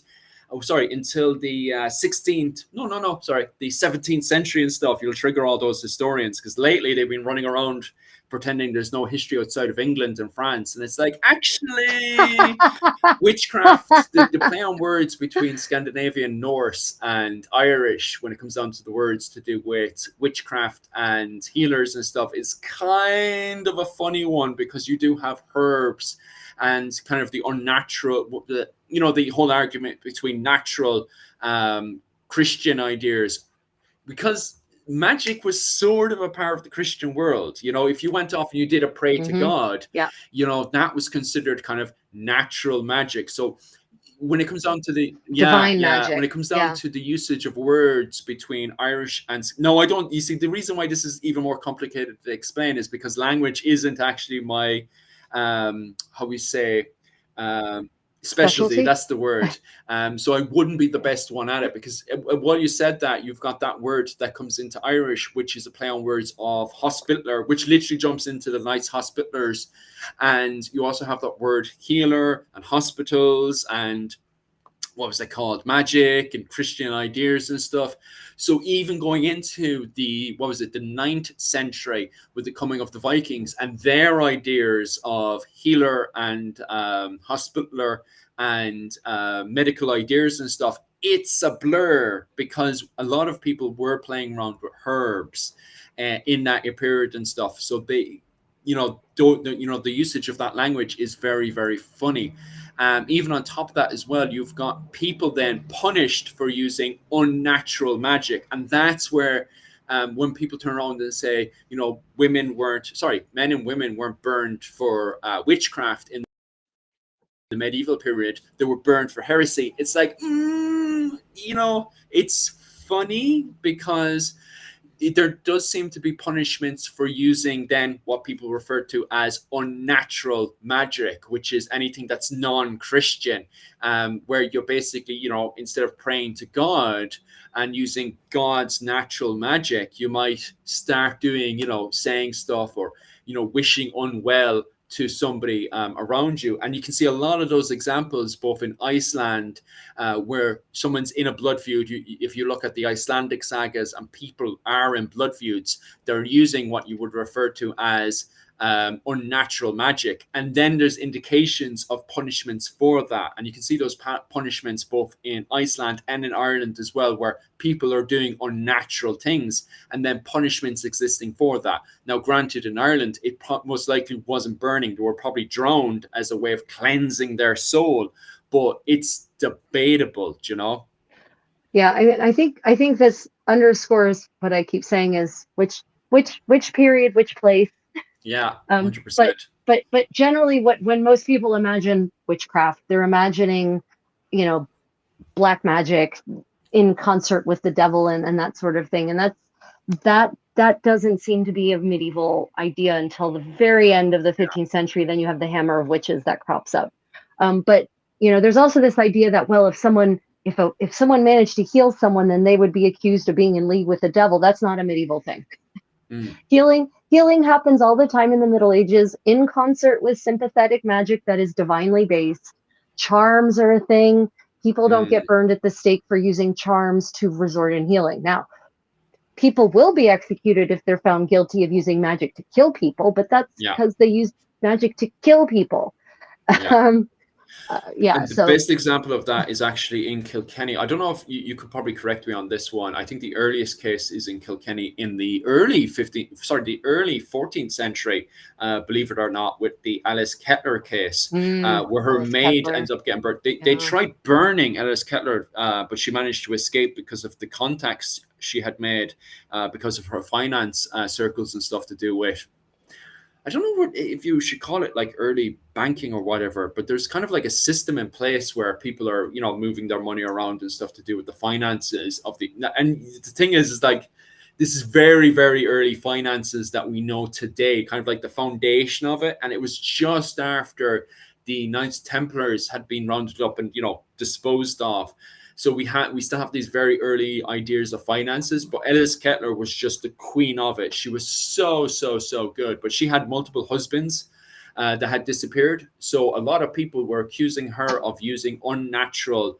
magic. And it's funny because they do use language that you see then repeated again and again and again to do with witchcraft, as in her, worshiping the devil and all that kind of stuff. So the Alice Kettler case is very unique, especially since it's very early 14th century. And I say it's interesting because in the early medieval period, we have a completely different interpretation of what is witchcraft, especially to do with Scandinavia and Ireland and stuff. So it's a very kind of different interpretation. But the interpretation that we get then in the 17th century, we can actually see the roots of it with the Alice Kettler case. Like everything we can imagine about, devil worshipping and all that stuff. The Alice Kettler case is so strange because all these themes are there. And what's even stranger about it, it's the same group of men who were involved with the Alice Kettler case. Their families and stuff are also reappearing with the Joan of Arc case, because I was following. I was like, okay, so what happened with these people afterwards? And then I noticed it was not the same people per se, but the same families were popping up again in the Joan of Arc case. And I was like, okay, that's conspiracy level I'm looking at. Well, I mean, Joan of Arc wasn't burned as a witch or even for witchcraft. She was burned as a heretic, but she was also a political sacrificial lamb. Oh, yeah. But I just found it so funny because the Alice Kettler case, they wanted to get rid of her because she was too successful finance-wise. And I just found it very funny. Although she was born, both cases, technically speaking, were both burned for heresy. But the same language was reappearing again with the Joan of Arc case. And I was like, oh, that's funny. Yeah, that is funny. So speaking of Joan of Arc, Vault kindly came back, provided the sources in question, and like I said, they are absolutely they're after her life. So if you're talking about the trial for the rehabilitation of Joan, so for those of you who don't know, this is really funny about Joan of Arc. Most of everything we so-called know about her postdates her life. So after she is she's burnt at the stake, and then about 30 years later ish, they put her trial on trial because they want to rehabilitate her. So they actually say that her trial was unfair and that it therefore came to a false and villainous conclusion. And so what Vault has actually kindly provided that the trial of rehabilitation, the procès en nullité de la condamnation de Jeanne d'Arc, right, from 1450 to 1456. So that's long after she had died and long after any of those events had actually happened. And so you're relying on the memories of people who, it's been 30 years or more since she died. So I would honestly question and the whole purpose of that trial was to rehabilitate her, right? The whole purpose of that trial was to turn her into a hero. So they're going to specifically say things that will make her seem even more virtuous, even more unassailable. And what could be more unassailable for a pucelle, a maiden, than that maiden calling out her fellow soldiers on their less than virtuous nighttime activities? So I would question whether she actually did that and said that, or if they retroactively made her say that and do that. That's what I mean by you can't just take at face value these chronicles, and especially that trial. That trial was politically motivated. Joan of Arc is one of the most political figures in history, not in her life, even in her lifetime, but even after that.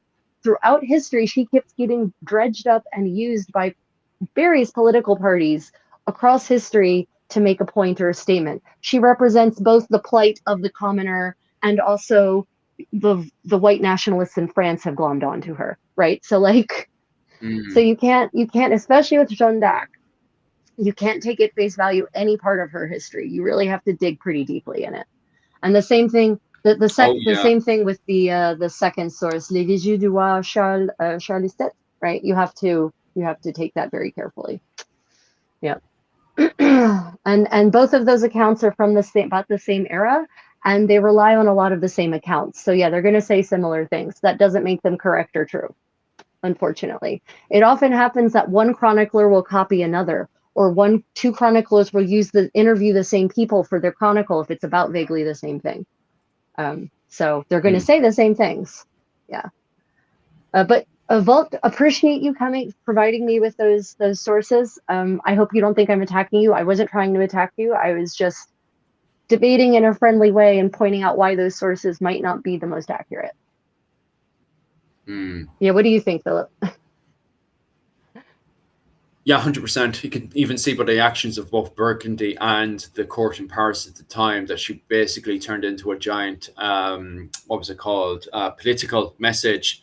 And even like everyone's actions that happened, you know, the way everything was moved into place and stuff, you know, from the perspective of Burgundy looking to, you know, send a message, to the way that the English were trying to get her out of the way, to even the the French court multiple times could have paid off her, you know, what was it called, her ransom fee, refusing to pay her ransom fee because ultimately, and everybody knew at that point, Paris was sick of her because she became too much. You know, random conspiracies just randomly popped up in my head, but it will, you know, at this point, it is the fact that it becomes very, very obvious that the French, you know, she had become too much a symbol of France at that point, you know, that, and she was, you know, she wanted to continue the war where the French king had, right, okay, we're in a safe position now, we can regroup, we can fix our administration. Joan wanted to go all the way, you know, she wanted to take over. She wanted Paris back, right? And Charles promised, you know, oh yeah, sure, we'll take back Paris. And then he's like, oh, but you know, do we need to? And she kept pushing and pushing and pushing. Yeah. Yeah. Now, to be quite honest with you, I actually think she was right. You know, she was in a position where she could have actually steamrolled through all of it and putting the King of France in a very, very positive position. But he couldn't see, he had no clue what the administration of both the English and the Burgundies was like at the time. He didn't realize he could actually steamroll through the two of them. And he even put himself in a pretty good position because suddenly, on the other side, you have the likes of the Hussite Wars and everything that are kicking off, pulling other European nations into that problem, giving her, you know, France a brilliant opportunity to completely milk that whole entire area and stuff. Although Joan of Arc herself wanted to go over and get involved with the Hussite Wars, didn't she? Thank you, Vault, for confirming. I can get impassioned sometimes, and so sometimes the way I present information can be intimidating, and I don't want to steamroll over anyone who has a valid opinion or take about history. Appreciate the conversation, Vault. It's been fantastic. Yeah. Okay, so let me see. Moving through our comments. Takeda says, what I've always wondered is why Joan of Arc was siding with France, since the area she was from was still under the control of the Holy Roman Empire at the time. It was more close culturally to the Ile-de-France. Yeah, you know, I've also, if you go based on what's reported, it's because she, like, literally God told her to, right? That's why. So, you know, I'm not going to get into a conversation about whether she was schizophrenic or whether it was really God or what. I'm not wandering down that path. But hypothetically, it's because she was told to do so by the voices. So, yeah, who knows? The voices. I mean, I'm not, you know, there is more under heaven and earth than is contained in our books, Horatio. So I'm not going to say that. I'm not going to say whether I believe that she was actually receiving divine inspiration or not. Not even going down that path. But that's why she decided to side with France, I guess. But also, she was French speaking, so. Yeah. Okay. Any other? Let's see. Do we have any other question? Did Irish Oh my God. Oh God. Okay. Did Irish cavalries or Celtic cavalries use crossbows back then, or just regular longbows, or not longbows but recurve bows? Okay. Could we be a little back then? Is a long period of history. Yeah. This is broken into, like, are you talking about the Yeah. early medieval period, the high Middle Ages, or are you talking about the late medieval period? Okay, so I'm just going to talk broad about this. When you say cavaliers, it's such a funny way to Cavalry. put it. A Yeah. Celtic Did they even have a okay, right. cavalry? I mean, did they? Well, yeah, they did have like the But Ridera and all that kind of stuff. Like there is Irish knights who are more influenced by Scandinavia than they're influenced by the English and the French. It literally, like, the word is yeah, Ridera, which is rider. Irish Yeah, knight. literally rider. Yeah, so you can, and it's crazy how similar that word is, and the way that they're described in the Vision of Tundle or in the Lewis chess pieces and stuff. You can see that influence from Norway, then from Norway into the greater Scandinavian world, and then from the greater Scandinavian world to Kiev and the Byzantine Empire. I, like, even, what was it, 2 weeks ago, only seen that. I said it to Yuki last night. I was like, Yuki, look at this word and how close they are to the way the Byzantines are using it and stuff. So it's still something I'm trying to investigate into, but it is very, very fascinating, the similarities and how the evolution actually comes from Scandinavia rather than England or Scotland, because we keep having this image of the English are bringing everything to Ireland, because the English took over, didn't they? That's not the case at all. Like, Irish Knights are actually heavily influenced by what's happening in Scandinavia, just because the terrain is rough in Scandinavia and they're revolving around boats for movement, compared to in what was it? Also similar to Ireland, where boats are used for fast traveling and the terrain is rough. So it doesn't surprise me that we see similarities with the Right. evolution of knights So in what both about the Scandinavia bows and that they Ireland. used? Are they, what kind of bows Okay, did they have in first millennium? Definitely not the crossbow, and right. So the not in first crossbow is millennium brought Ireland over. anyway.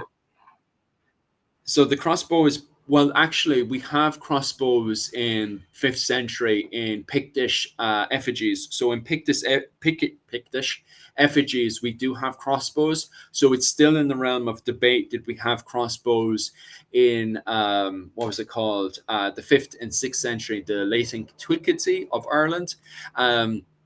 So that's very, very, very, very debated. Then the first actual crossbow finds we have actually come from Cork, where I'm from. So where I'm from, we do have crossbows brought in by the Vikings. So once again, Scandinavians are bringing in crossbows into Ireland.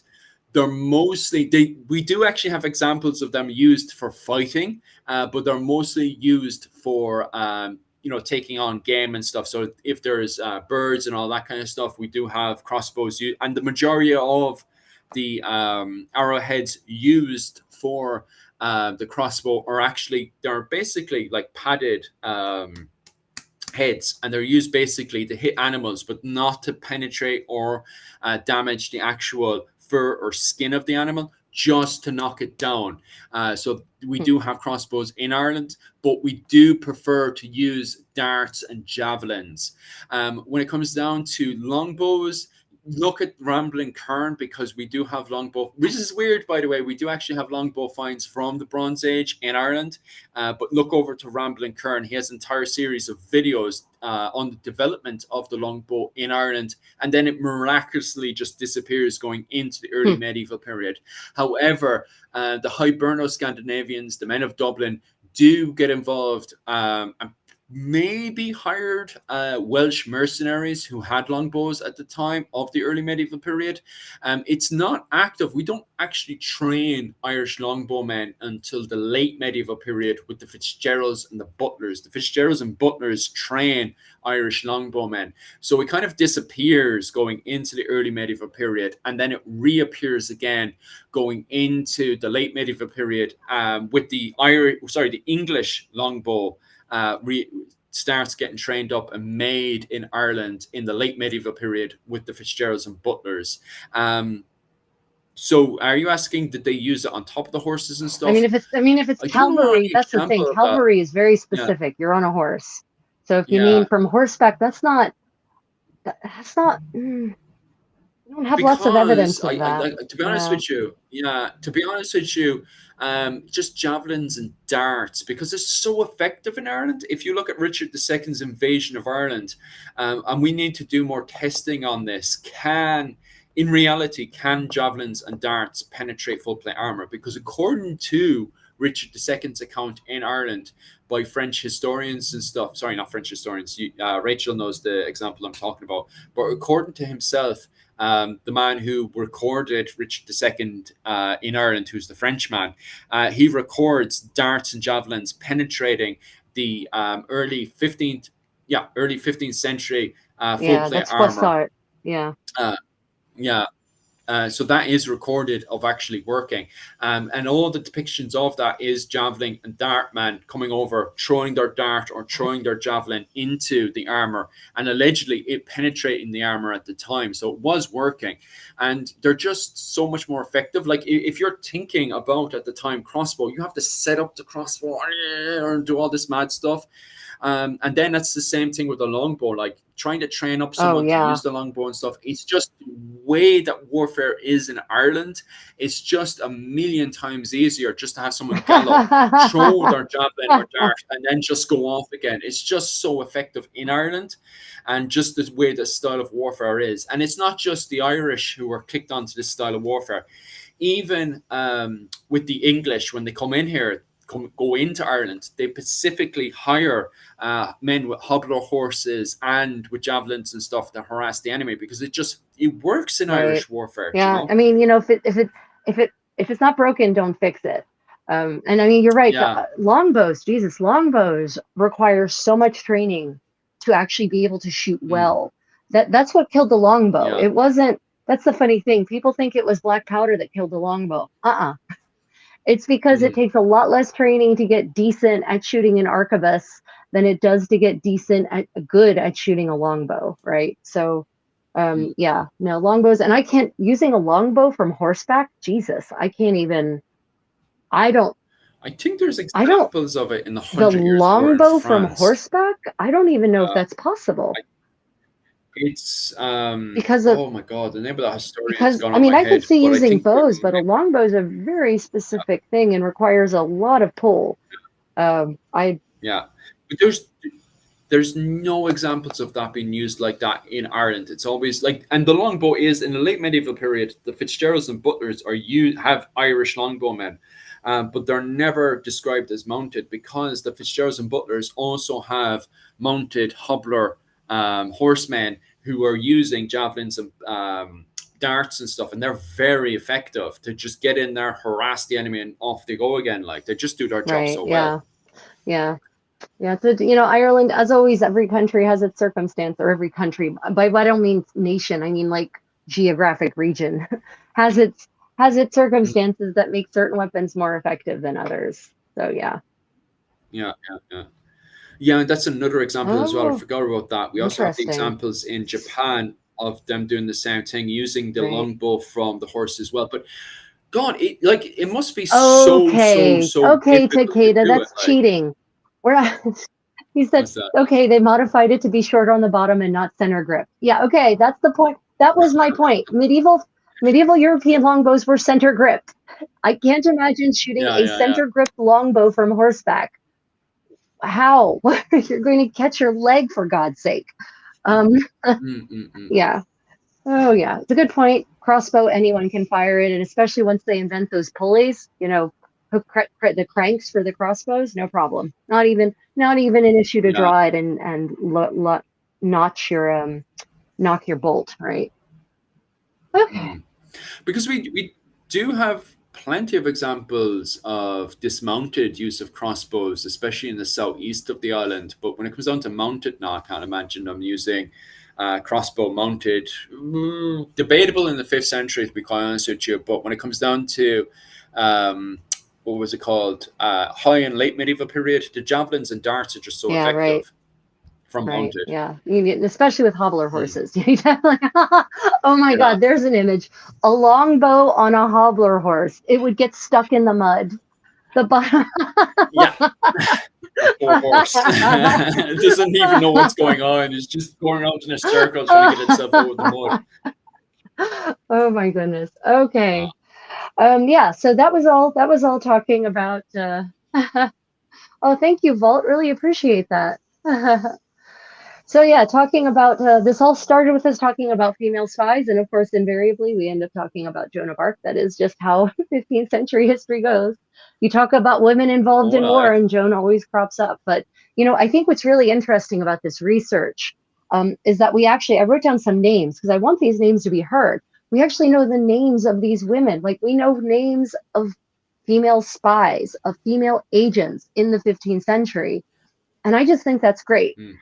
So one woman was named Josine Hellebout, and Josine is a French name. Hellebout, I don't even know what that is. It could be Flemish, in which case I have no idea if I'm pronouncing it correctly. But she went on 11 missions, right? She had separate 11 separate missions she was paid for. Another woman, Twinines Peppers, she's the woman who went after the king of the Romans. Like it's literally in the account. They refer to Maximilian as the king of the Romans, and she's sent to go and ascertain the situation with the king of the Romans, which literally means she's not delivering letters, she's going to spy. Ascertain the situation is euphemism for spying. Right. And so we actually know, thanks to the ridiculously detailed records that those fucking French revolutionaries didn't burn, we actually know the names of these women. Don't get me started on French revolutionaries. They can all go to hell. They deserve to burn in hell. Okay. I have some feelings about this.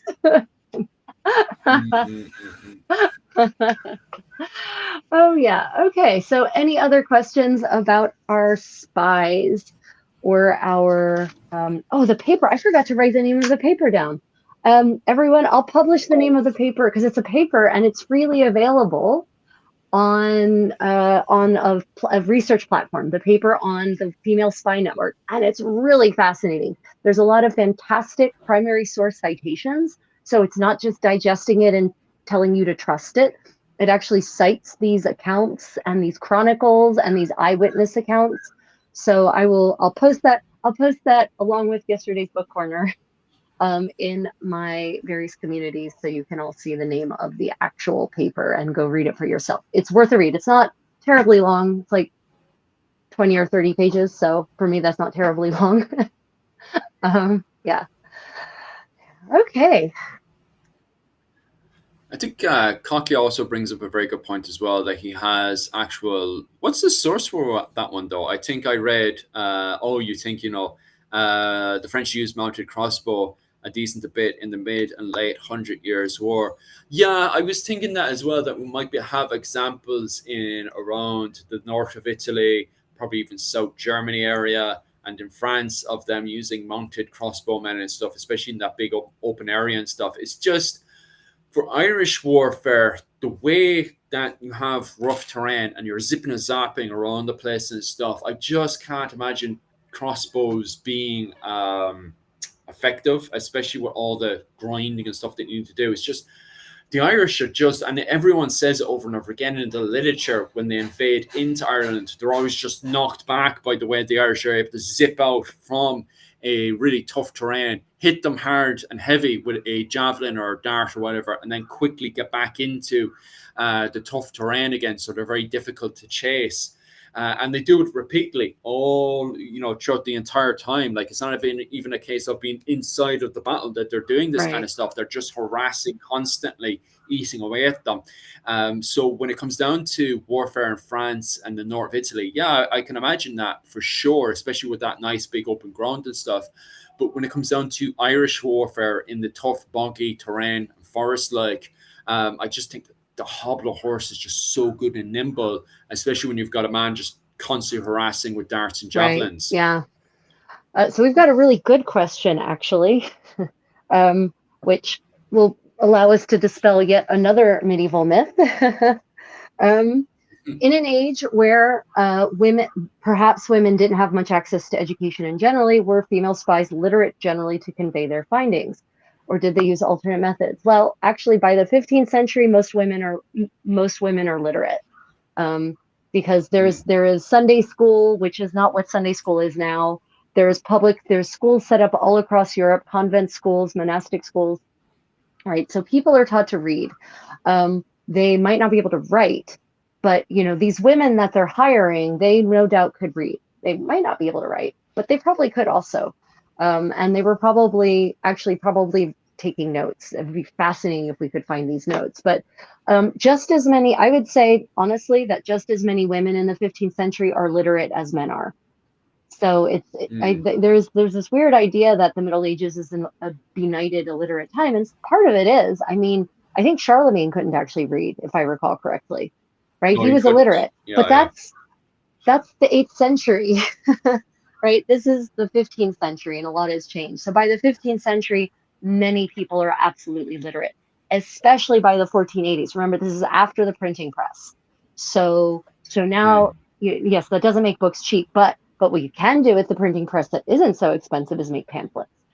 So so I would say that these women were probably literate, but that wasn't rare in this time. That wasn't like it is, you know, like it would have in the 8th century. Yeah, anyone being literate would have been pretty rare, but this is the 15th century. It's a different time. Yeah. Yeah, I fully agree with that one. Because in Ireland, the only women that could read and write were the women that hung around the monastic settlements in the cities. And that's because of the fact that they were constantly around the administration books and stuff, that they would have had to sit down and sort out the administration of the monastic settlements, which is, it's only a history we're starting to get into now, is the lives of nuns, especially nuns who have to do the administration inside the monastic settlements and stuff. Because I know people kind of have this idea of nuns kind of just praying all day. Right. Kind of, what do people imagine nuns did all day? I don't know. But regardless, what they actually spent a good chunk of the day doing is actually the accountancy for a lot of these monastic settlements. In fact, I remember coming across one quote from Gone Medieval. I can't remember. It was when they were covering German nuns, and I think it was the German nuns, but it was seen as a woman's job to do the accountancy. And you can see the same thing in the home as well. In the home, it's the woman who's in charge of the administration, because when we think of women of the medieval period, we think of it as the woman's place is in the kitchen. And that's a very kind of 19th century perspective. When dealing with the medieval period, a woman's place is the administration. Yeah. So a man is expected to go off to war, but the woman is expected to do all of the administration. And that's even keeping down men that are under her. She's expected to keep those men who are under her down and in their place and stuff. So she's in charge of the entire administration. And that's to keep, that's to explain that the gender roles for women in the medieval period are different to the gender roles of the 19th century, because we're coming at it from a very 19th century perspective of a woman's place is in the kitchen. Actually, it's not. A woman's place is in the administration, and that includes accountancy.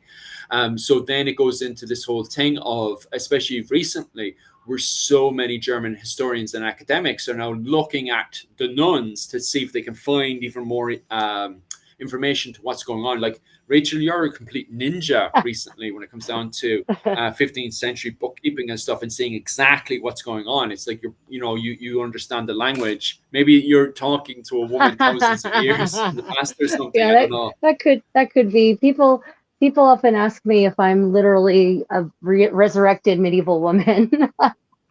Yeah, it is very interesting. You hit on a really good point, and that is that the idea of womanhood, actually, and even that idea of the woman in the kitchen, isn't a 19th century idea. The Victorians start inventing the idea of the angel in the home in the second half of the 19th century. That's for a tiny subset of society, right? So the idea of the woman being in the kitchen is a 20th century idea. And that is a very recent development. And yeah, in the Middle Ages, head cooks were usually men. By the way, the cooks were usually men in the Middle Ages, not usually women. And like you said, the women, and that's whether they're noble women or they're merchant class, handcraft class, even at the peasant class, especially once they started, handling their own affairs and their own businesses as sharecroppers instead of as serfs, they also had to keep records. So yeah, the women are in charge of the administration. That's an acknowledged role throughout most of Europe in the Middle Ages, that is the women's role. And yeah, in Italy, you've got the men, they've got their books of the ricordanze that they're keeping track of. But if the husband dies and you have a widow who's there, she has to be able to just pick up and keep going. And even still, she's handling a lot of the household domestic matters. If he's handling the business, she's handling the household, and the household is basically a business in and of itself. So yeah, the idea of the woman in the kitchen and illiterate women is a very it's a very interesting set of myths that have developed. And it's basically, as far as I can tell, in Europe anyway, and this is not like Greece. I think in ancient Greece women were generally illiterate, like on purpose, like in Athens. In classical Athens, if I remember, women are the ladies, the noble women are kept illiterate. Meanwhile, the courtesans are educated, which is why all the husbands want to go spend time with the educated courtesans who can read and write. But that's not medieval Europe.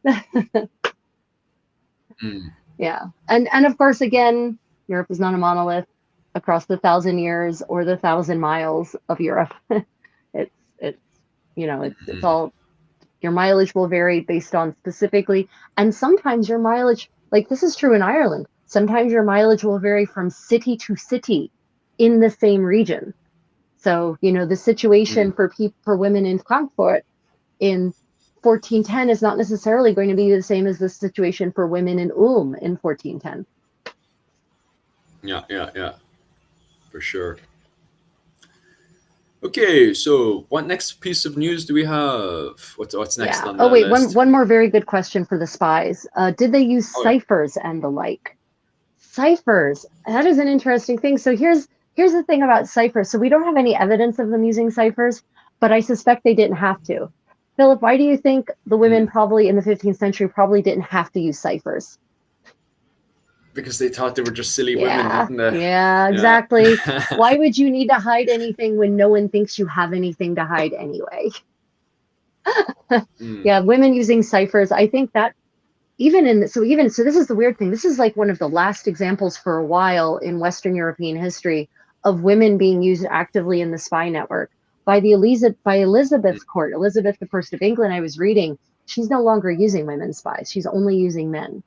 So that might be one of those post-Reformation shifts, It's like, it's now the Reformation, women suck. We can't use them. Just to oversimplify it and also to trigger the algorithm. Okay. No, Elizabeth has a weird relationship with women. You would assume that she would be very pro-women, but instead what you get when you're actually inside of her court, she seems to be very aggressive towards other women, especially towards their husbands and stuff. She seems to be very kind of domineering and clinging and stuff. But then I'm looking at it from a very Irish anti-Elizabeth perspective. Yeah, well, I suspect that in part she was a product of her times, right? She was raised in that court where her father was this domineering man who liked women but also didn't like women. His relationship with women was complicated, and she grew up in a world where almost all of her royal peers were by which I mean her peers, her fellow royals across Europe, were men. So it wouldn't surprise me if to a certain extent she had kind of, as we say in American English, making a really grotesque reference to Jonestown, she had drunk the Kool-Aid, right? She was part of that culture, and she was not a women's liber. She wasn't, I wouldn't say she was anti-woman, but she wasn't progressive necessarily in that way. Because I just find that Grace O'Malley is a better example. If you want to have like a figure of a strong, independent woman, but then I am very, very, very much looking at it from a very kind of pro-Irish way. So maybe that's why I'm so like pro Grace O'Malley over Elizabeth. Like it's just so many examples of Grace O'Malley just grabbing the horn of the bull and just kind of taking control of it and stuff. Even just abusing her husband at the time and stuff, and going off and committing piracy. She's a fascinating character. For those of you, have you seen speaking of our fellow YouTube history tubers, have you seen extra credits episodes on her? Extra credit histories episodes on her. You I haven't should. seen They're that one, to pretty be honest good. with you. Go and watch it. So Yeah. next week, Philip, we're going to talk about extra credits histories take on her, because I think it'll be interesting to talk about her and also get your opinion on how they presented her history. Oh, for sure. Yeah. Definitely have to go off that. Elizabeth, I believed, was just joined. Yeah, okay. So it looks like I think we're ready to move on to the next thing in our what does the magic 8 ball have for us?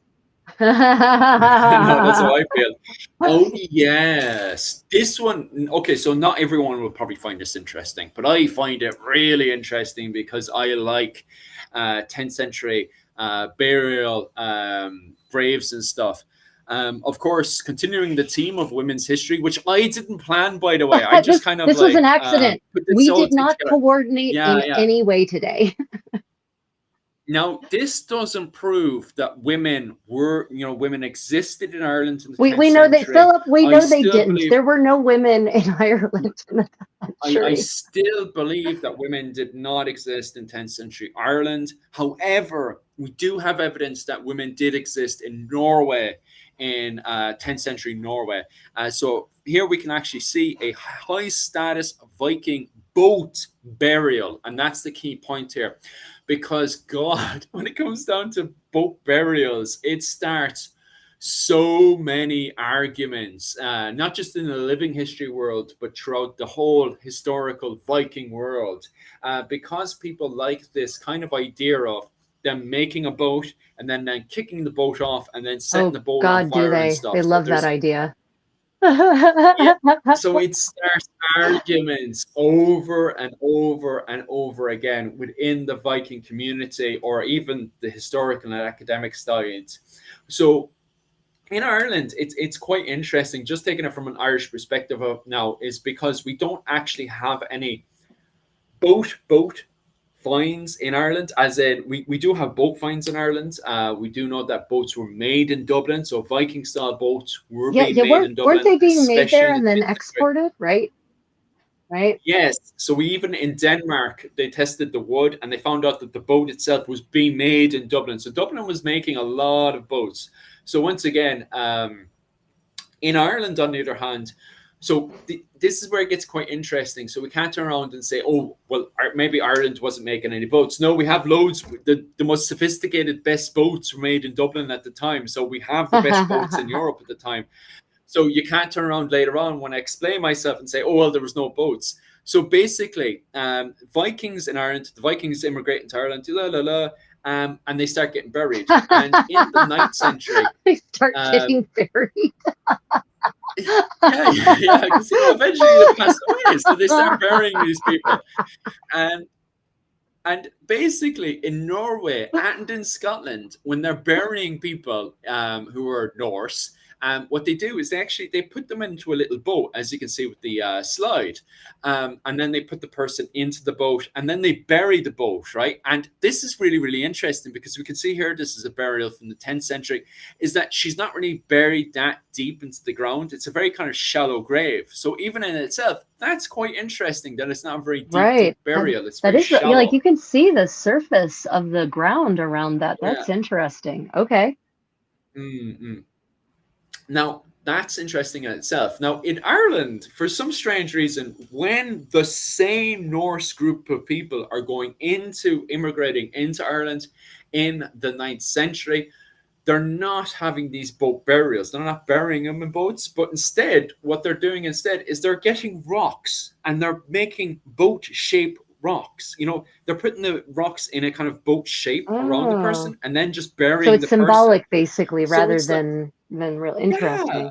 Like, why are they doing this in the 9th century Ireland? It's so interesting. And then when it goes into the 10th century, they're just completely abandoned ship. They just bury themselves like the kind of Celtic Christians. And I say Celtic Christians or insular Christians because their burial goods are a mixture of both Christian and paganism. Like Right. they're getting buried with Odin symbols and Right. Christian symbols, like crosses and stuff. So it's very curious that when going into the 10th century, they're kind of taking on a kind of Irish Christian interpretation of, oh, well, we believe in the one God, or we believe in Jesus, but we also have our kind of sort of folklore beliefs as well of Odin and, you know, the Morgan Right. and all that kind of belief in there as well, which is very playing on the Irish as a whole, because you see this kind of team in Ireland from both Dublin all the way over to Galway of, yeah, we believe in, you know, Yeah. Jesus and God,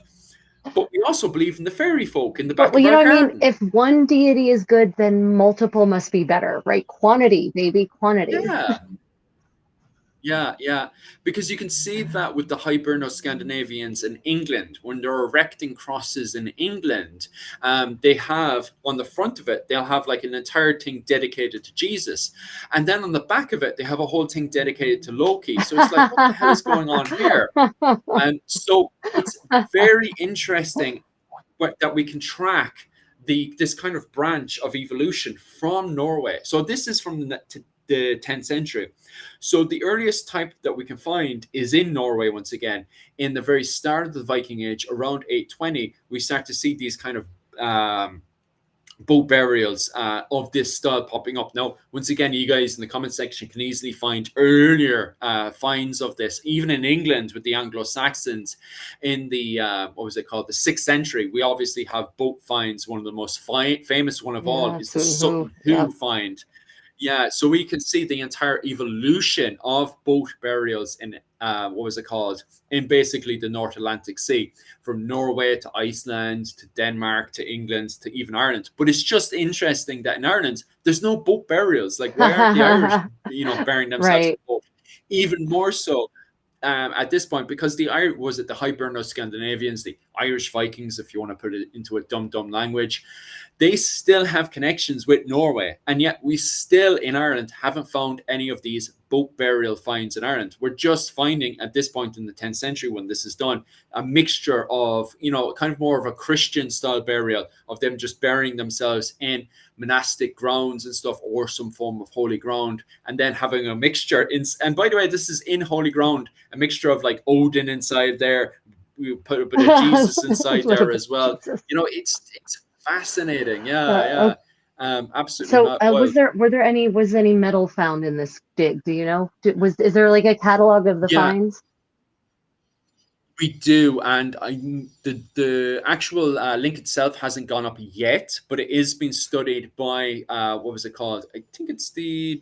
Let me quickly scan through that one because I did put it in there. Oh yeah, there we go. The University Museum of Norway. So they've been studying this place since 2022 when it was metal detectors picked it up and then reported it over to the Norway Museum, the University Norway Museum. They reported to them, and then they sent out their archaeologists by 2023. Right. And then, from my understanding, it's only recently, piece by piece, that they're bringing this stuff over to the museum for further study. So I haven't found the actual paper itself that has been released yet, but it did pop up on my radar this week because they're slowly but surely moving this over to the Norway Museum itself. So hopefully at some stage it will, you know, be put out on presentation and stuff, or at least be moved around between the different universities and stuff. Because it's great because she actually has her turtle brooches and stuff, which have been found. So if you're into what was it called? Early medieval reenactment and stuff, definitely keep an eye on this one, especially when it comes down to bronze overall finds and stuff as well. And also on top of that as well, there is a woven sword. So for weaving and stuff in the Viking Age and stuff, they would have used a sword to help with all that kind of stuff. I'm not sure. I haven't actually seen somebody actually use the sword for various techniques and stuff when it comes down to weaving myself, when it comes down to reenactment. But it is there in all the finds. In fact, in Dublin, Cork, where I live, I should remember that and not mix it up against before someone slaps me in the comment section. But where I'm from, in Cork when they were doing the archaeological digs. They actually were doing it on one of the houses in Cork, and inside the house they actually found a weaving knife that is made of wood, and it's got this beautiful. All you have to do is type in Viking sword, and not an actual sword pops up. It's actually a wooden sword for weaving pops up, and it's got the most beautiful decorative designs and carved into it. It's absolutely gorgeous. So it is very, very interesting to do later on, especially when this gets released, to be able to combine the finds from this one, to combine it to Cork. I'll definitely be looking out for it to see what the differences do we are. know how she died, or why has cause of death been ascertained? Not yet. As of yet, I haven't found anything to confirm or even indicate what she passed away from. As of right now, I only have the hard facts that the museum has been releasing, but hopefully at some point it'll give like the full announcement of how she passed away, what kind of damages are to her bones, all those little details, even what the brooch looks like, because that's definitely something many people so are often looking in these graves from this era with those turtle brooches, they often find bits of textile that survive inside the turtle brooch because it basically forms like a little protective container around it. So I'm really wondering if they found even just a little 2 centimeter by 2 centimeter piece of something inside those turtle brooches. I guess that didn't come out. That hasn't come out yet in what they've reported thus far, whether textiles were found or not. Not that I found online so far, unless somebody has a website where this is all labeled out put more onto. detail. When was this found? When was our boat found? So the official one was on 2023. I don't actually have the date here. I think I came across the date somewhere. So the date is somewhere online. I just forgot to post it up. Sorry about that, guys. But what was it called? Was it metal detectors came across it in 2022.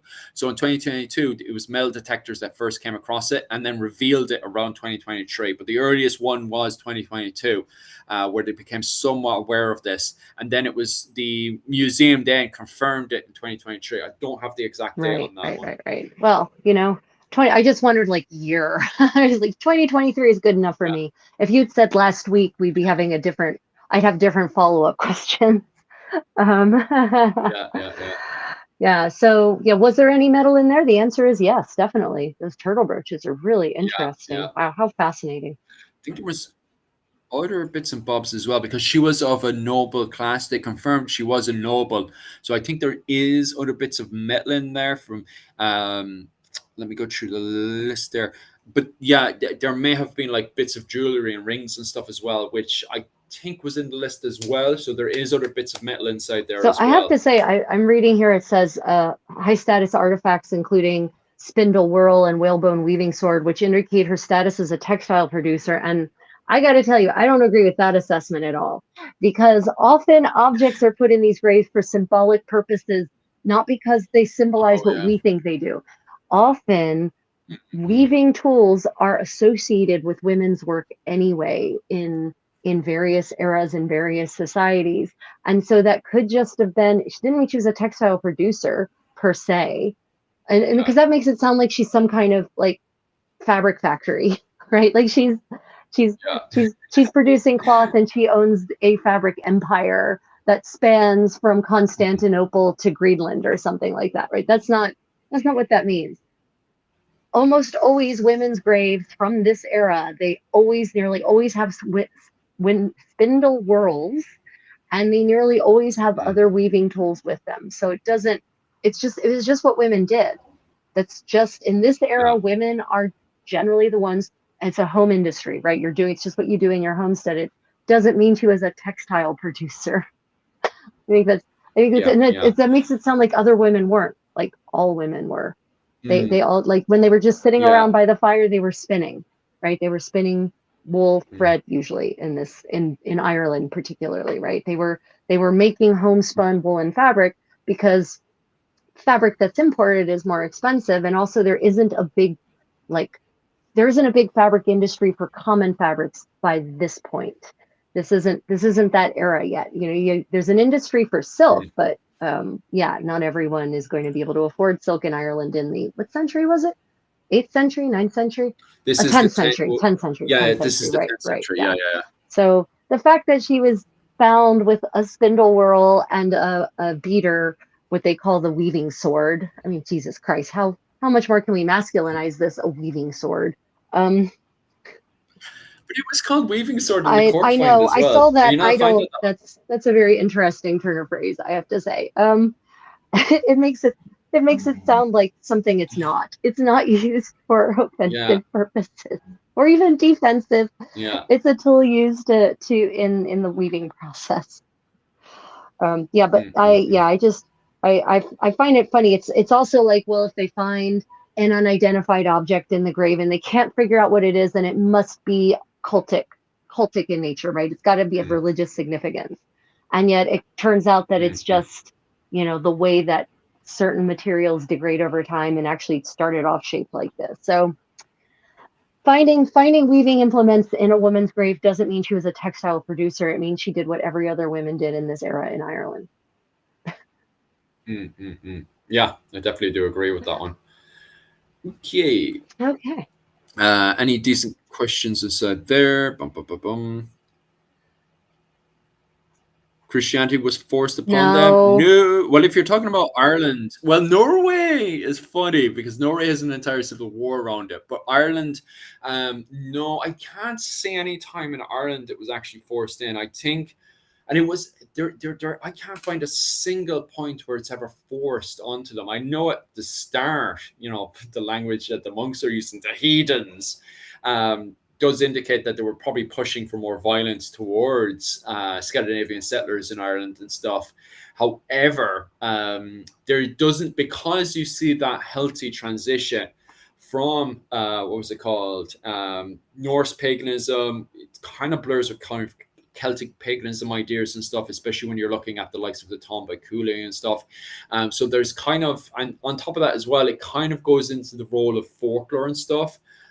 Which is funny when, as I was saying there, looking at the grave goods and stuff, where you can see a Odin symbol and a Jesus cross inside there. So it seems to be like, oh, this is Jesus. He gets put into the pile and stuff during the 10th century in Ireland and stuff. And it, by the way a lot of people talk in literature and stuff, it seems to be a case of, okay, so you have God and Jesus. He's the religion. We're all Christians now. Oh, and we also have a bunch of fairies in the garden and stuff. That's perfectly acceptable, isn't it? And not just for the Norse. That seems to be the case also for the Irish themselves, because they still take what we call later on fairy trees very, very seriously. Mael Shockley the First goes out of his way to cut down Brian Brew's fairy tree, which is very questionable. Like, why does Brian Brew get so upset when his fairy tree is cut down? Because that's linked to Celtic paganism, and that's 10th century Ireland. This isn't Ireland back in the pagan period of the 4th century. So it does seem to be the case that both the and at the same time, this is, the Tomba Cool is written, where you have the likes of, Lug, the Morgan, Queen Maeve, but they're taken from more of a Christian perspective. It's not the perspective of the 5th century. So it does seem to be in Ireland a case of this kind of blur where it goes from paganism to kind of blurring between Christian and kind of folklore beliefs. The pagan gods kind of blur into folklore, and then going into the 11th century as a whole, both Waterford, Cork, and Dublin during the Reform seems to go, right, we're Christians, we're solid Christians, and now instead of having Odin, we have Saint Olaf. Saint Olaf. Saint Olaf becomes the Saint Bridget. Yeah. So that, another example. That's literally what the Gaelic do inside of Kildare. Is instead of having worshipping Bridget becomes Saint Bridget. So you see that transformation happening. Like, yeah, it's interesting how often there is. I mean, yes, especially in more recent times, Christianity has been forced on people. I'm not going to debate that. 1,000,000%. Yeah. But that forcing is a much more recent phenomenon and isn't generally part of the early narrative of the Christian church, right? The Christian church, the original message, which has gotten mostly corrupted, by the way, but I'm not going to wander down that path. Anyway, the original message, like Jesus's original preachings, were really attractive in a society like ancient Rome, where you've got this massive slave force that's literally being held down by the state. And then along comes this dude, Jesus, and he says, hey, blessed are the poor. The meek shall inherit the earth. Mm. And the slaves are like, yeah, I can get behind that shit. Yeah. Right? So there's a lot of appeal about the original Christ's original message, especially to downtrodden peoples, right? Especially if you're living in a hierarchical society that's holding you down in part through its hierarchical religious practices, right? So, you know, in Yeah, the early exactly. days of Christianity, there was a lot of voluntary conversion. And sometimes people converted because they wanted the neat free tunic that was being offered as a reward for being baptized, not making this shit up. Hrolf the Yeah. Ganger and his men did that when they got baptized, or they or they get baptized so that they can become the Duke of Normandy. Mm-hmm. Yeah, I definitely fully agree. But I will elaborate on more on this on, what was it called? You guys Wednesday night. So Wednesday night, and if you're living in Australia and Japan like I am, or the Philippines, it will be Thursday morning. So Thursday morning for us. For the rest of you guys, it'll be Wednesday night. Myself, Dr. Owen O'Neill, and Mihal from Clans and Dynasties will be talking about the conversion in Ireland from paganism to Christianity. So if you're interested in that, definitely pop in on Wednesday night so we can cover that big, massive topic of the conversion in Ireland from paganism to Christianity. Because there seems to be this constant running theme that St. Patrick came to Ireland and committed genocide. Which, if you actually read the sources of St. Patrick and St. Patrick's letter, you would never, he's the most harmless, nicest person on the planet. Like, he's writing letters asking these pirates to please give back my what was it called, my good Christian people, like, please be good to me, like, because these raiders. Wait. Is this the same St. Patrick that had to lick the nipples of the captain on the ship? Yeah, it's the same one. He writes another letter. He only has two surviving letters. One is Oh my the God. Confessio, where he describes that stuff, and the other one is the letter. Like, the real St. Patrick is so Right, different compared to our right. imagination of him. Like, he's just a nice guy who just hangs around the Enale court and is like, okay, guys, let's go and do some mass. No, we'd rather not. Yeah, right. You know, Oh my goodness. completely the opposite. Like, okay, so that's pretty much all I need to cover with boat burials until Wednesday night, anyway. And we're back to the whole thing of the pagan genocide that happened. I Oh my swear. God. Yeah. Okay. So, completely unrelated to anything religious. Yay. Oh, that's not what I wanted to do. That's the wrong screen. This one. Okay. Medieval blue ink recipe rediscovered. So this is particularly exciting for people in the medieval material culture world who are interested in recreating the arts and the crafts of the Middle Ages. So, Philip, you've of course seen medieval manuscripts. Many of them have this beautiful blue paint and this beautiful blue ink, all in sometimes ink, like they actually write in this beautiful shade of blue. Yeah, Yeah. they do, don't they? I think Book of Kells is one of the best examples as I quickly type it in to confirm what I'm saying. But I'm sure, yeah, the Book of Kells, it is. It's covered in blue and stuff. There's loads of Right. blue all over. So the often, especially later on, that blue is made. The blue paint is made of lapis lazuli. It's actually literally ground semi-precious stone imported from Afghanistan, but the blue ink is not. And they apparently, it's this recipe. No one restorers. People who work on restoring these medieval manuscripts had no idea what exactly that ink was. It was a mystery. Well, a group of researchers in Portugal have figured it out. They have found a Oh, wow. recipe in it's a 15th century illuminator's manual, a manual written by and for professional illuminators that contains dozens, if not hundreds, of recipes for inks and paints and other materials you will need as an illuminator. But the original doesn't date to the 15th century. The original is the 13th century. So this has been around for a while. But what's fascinating about this manual, not only does it provide this recipe that these scientists, not living historians, these are honest to God scientists who use serious, expensive machinery to analyze the contents of the ink, some of the original ink, and then find a recipe that aligned with it. So the manuscript is written in Portuguese, but it is written in the Hebrew alphabet. Jesus. Yeah. So it was actually, it's part of this, the lost history of the Jews in medieval Europe, right? Like most people don't think of medieval Europe and think of the Jewish populations who thrived there once upon a time.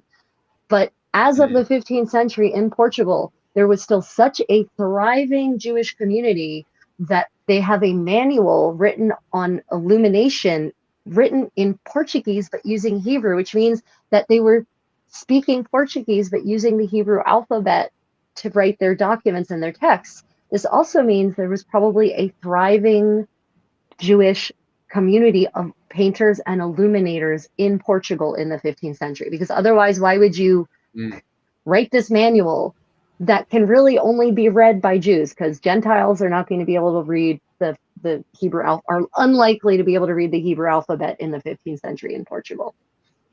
So, but what's fascinating is they identified the plant, and we talked about this plant twice now in my medieval cooking show, because so you see that beautiful blue and that beautiful purple on the fabric scraps on the right. So those are all from this one plant, and what you see on the left are the little pods, the fruits of this plant. And the plant is called, and I'm going to read this because I keep saying it wrong because I don't say it aloud often enough. The plant is called Chrozophora tinctorius, and it is a weed. It's a weed. It just grows everywhere. It's not an expensive plant, and it's the fruit. Those little cute little tripods that you see there. It's the fruit. You squeeze the juice out of the fruit, but you have to be very careful. The scientists found out if you get the seeds produce this gum that basically dulls the paint. It makes it not a very nice bright color. But this is the same plant that is used to make purple and blue food dye in medieval recipes. So not only can you use it to paint, to make this amazing blue ink, which they made, but based on this recipe, but you can also use it to dye your food, your cheese. In fact, we did a medieval fried cheese recipe, and if I'd had some, I could have made one of the layers of the cheese a beautiful blue or a beautiful purple. And what's interesting is that the dye stuff is not indigo. It's not related to indigo. It's a completely different chemical. So it's not just like, oh, well, it's another plant that produces indigo. It does not. It's a completely different plant.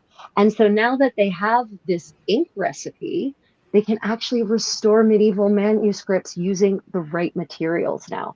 Because there's a whole bunch of manuscripts that they have blue ink, but restorers have been hesitant to go and fix them because they don't have the right materials, and they didn't want to ruin it the way past restorers have ruined lots of artwork over the centuries by using the wrong materials.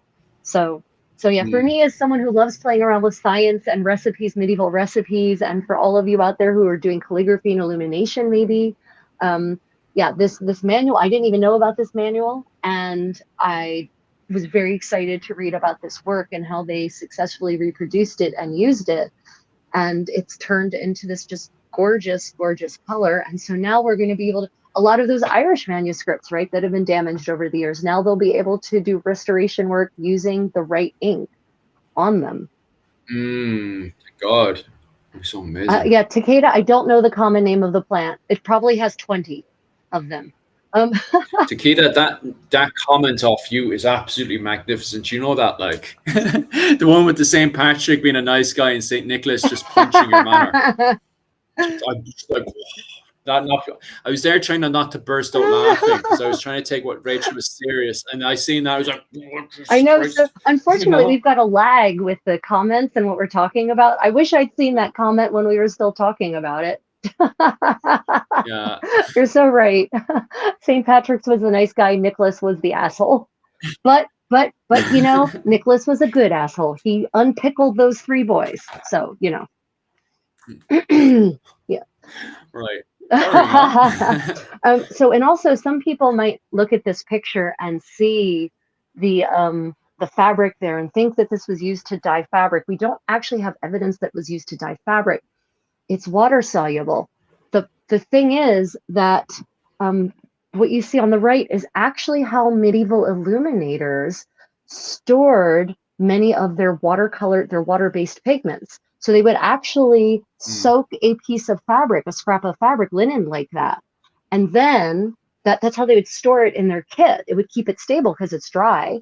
And then they would put it in a little shell with water, and the water would leach the pigment out of it. And then there you have your paint. So this was a medieval method of storing watercolor pigments, was to actually infuse a piece of fabric with it like this. Yeah.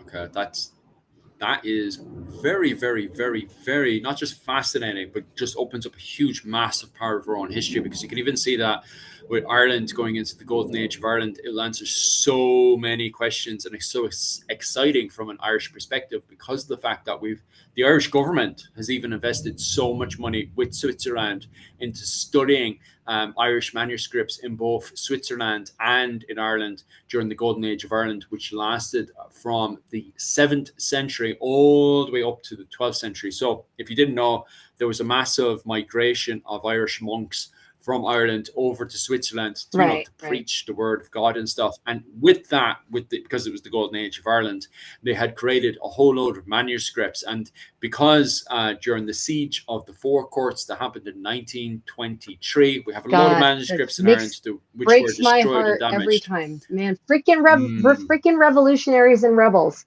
Just it's disgusting. But Switzerland actually preserved all those Irish monk manuscripts and stuff. So we can still go over there to Switzerland and study that stuff. And funny enough, they're actually on display in Ireland for a very short time. I'm not sure when I think it's around going into Christmas, they're going to stop and bring that back over to Switzerland. For a short time period, they've actually brought those manuscripts over to Ireland for display for a very short time.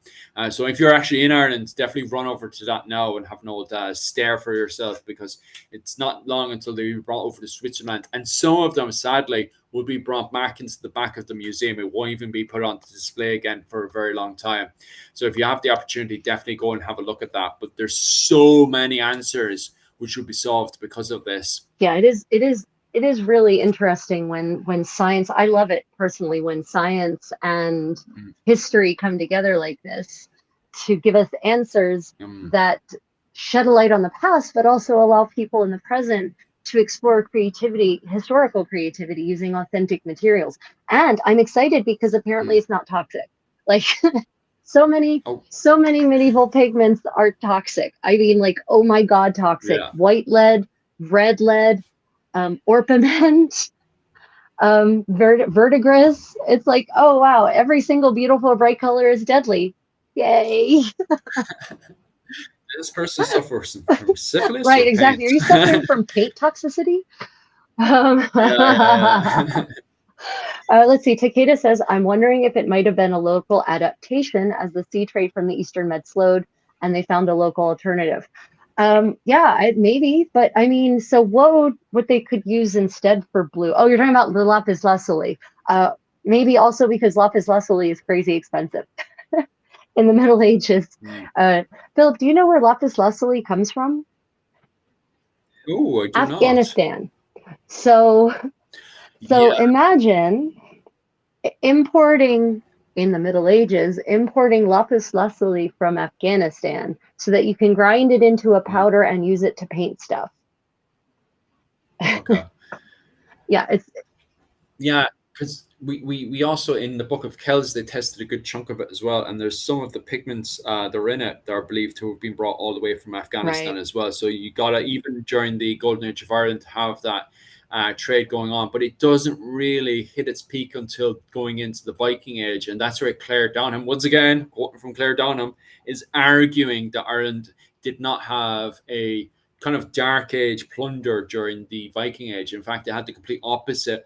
It had a economic golden age, which, like, if you look, even read the book of the Annals of Ulster, which takes a year by year date, you know, straight away it's just screaming, hey, look, there's an economic golden age going on here. You know, instead of, don't get me wrong, it's also the dip of the golden age of Ireland. Like, we're no longer dealing with these saints and scholars going out there and massively converting thousands of people to the way of Jesus. But we're making lots of money. Yeah, Give it the slave trade. yeah. Well, I mean, you know, the Vikings weren't the only ones who participated in the slave trade at all. Yeah, the reach of the slave trade always surprises people, right? They assume that slavery ended with the Romans, and then the Vikings bring it back, and then it ends, and then it comes back with the Atlantic slave trade, and then it ends, and none of those things are true. It never ends. Humans are terrible, and humans treat each other badly, and as long as there are greedy people, there will be a slave trade, as long as there's, you know, no justice system to effectively prevent it, honestly. So some comments that are less controversial than what I just said. Takeda. I know. I was just thinking that. I was like, I hope the FBI is Takeda says, I'm wondering. I was thinking of Murex snails and Roman Egyptian blue purple. So the difference is that apparently, at least I don't have any evidence of the Chrozophora tinctorius being used for dyeing fabric. Murex is for fabric, not for ink. So they're not really related. And yeah, Egyptian blue, I think, is lapis lazuli too. I think. Sounds about right, given the trade routes and stuff. Yeah, and yes, Susan, you're right. Samarkand had amazingly gorgeous blue-green buildings. The tiles from those came from Persia, as far as I understand it. The tiles they were glazed. Philip, I'd like you to imagine a building with tiles that are glazed using lapis lazuli. Just imagine how beautiful, blue, and shiny that would be. The royal palaces in Seoul all used to be tiled in lapis lazuli tiles that were imported from Persia. So, like, the entire palace used to have this blue roof line. No, all lies, all lies. It was just full of mud. Right. Dirt and mud. It's the Middle Ages, just dark ages. Dirt and mud. There's no way that you're just lying to me. All propaganda. Your agenda. It is. This is your part. It is. It's my feminist Marxist agenda. Yep. Yeah. All lies. It's all dark. They lived in mud huts. What are you talking about? So true. Yeah. So that was exciting for me to read. I just, I geek out on things. So, any other questions, anyone, about these cute little, strange little fruit plant weed things? It's, here's the thing, Phil. People underestimate the value of weeds. And most of our best dye stuffs and best medicines come from weeds, not from highly cultivated plants. Yeah. I know for Raj just joined the conversation with, hey, wait, that's in Afghanistan. Yep, they do, because that's where lapis lazuli comes from. We were literally just talking about that, and Raj just right. too late. Yep, Raj, you're absolutely right. We were just saying that lapis lazuli comes from Afghanistan, and that therefore I would assume that Afghanistan has lots of tiles that are blue because they can. Oh, yeah, I actually didn't even think of that, and that's just common sense when you actually think about it. Okay, moving on to our next piece of news. What will it be? What will it be? Oh, okay, let's start. Okay, wait, I'll put this back there. Okay, Philip, lead us in, please. Right, it was actually me, believe it or not. I know you guys would be like, oh, Rachel definitely put this one forward. No, it was actually me. I actually was watching it. So it was Rachel who actually corrected me with this one. I thought this was just put up on YouTube. I thought this was a new video on YouTube, but it was actually a recycled video that one historical group posted up from another one's channel and so on and so forth. So it's actually, technically speaking, an old documentary, but it's reposted up over on their channel. So definitely go over there and have an old look and an old watch of that video. But I thought the video itself was interesting. So I do want to talk about the video itself as well, because there was a lot of stuff in there that I actually kind of disagreed with when it comes down to the roles of women during the medieval period, especially her behavior. Oh, don't get me wrong. It was so first off, we should preface this with saying that this is a docudrama, right? So, and I'm going to say, I'm just going to openly admit, I don't like docudramas. I feel like docudramas blur the already super blurry line between fact and fiction. Yeah.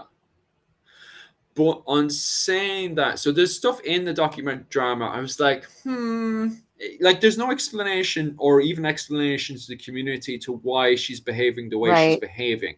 And don't get me wrong, there's some times where I'm like, well, given the circumstances and add in a few other circumstances, maybe that explains why she behaves the way she behaves. But then there's like, especially coming to the end of it, I'm just like, well, they're just taking the piss now. But at the same time, now this is a double-edged sword. I'm not turning around and saying, hey, look, that document drama is completely wrong. At the same time, myself and Rachel agreed to do this after looking at the comment section, which was just like, okay, so their interpretation, I kind of was like, questionable. But the interpretation of the comment section, which let's call a spade here, was just full-blown sexist. It really was like, oh my and there were some God. women who drunk in the Kool-Aid in that comment section too. I don't need a feminist white knight to save me. Women are happy being submissive in the Middle Ages. It's like, oh my God, did you really just say that? Well, is that a bot? Right. You know?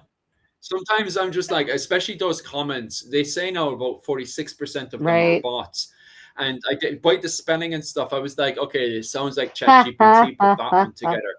But that still leaves 60% of people who have more of as we were saying there, more of a 20th century interpretation of a woman's place in the kitchen instead of doing the administration. Because after I had finished watching the documentary, I was very much like, where are they getting some of this information from? And why are they not elaborating on a lot of stuff that was happening? So just before we even start, we have to ask, okay, so where are these references and sources? Now, don't get me wrong. When it comes down to talking about any of the Scandinavian sources, I am out of my place of interpretation and stuff. However, one of the references was what's her name?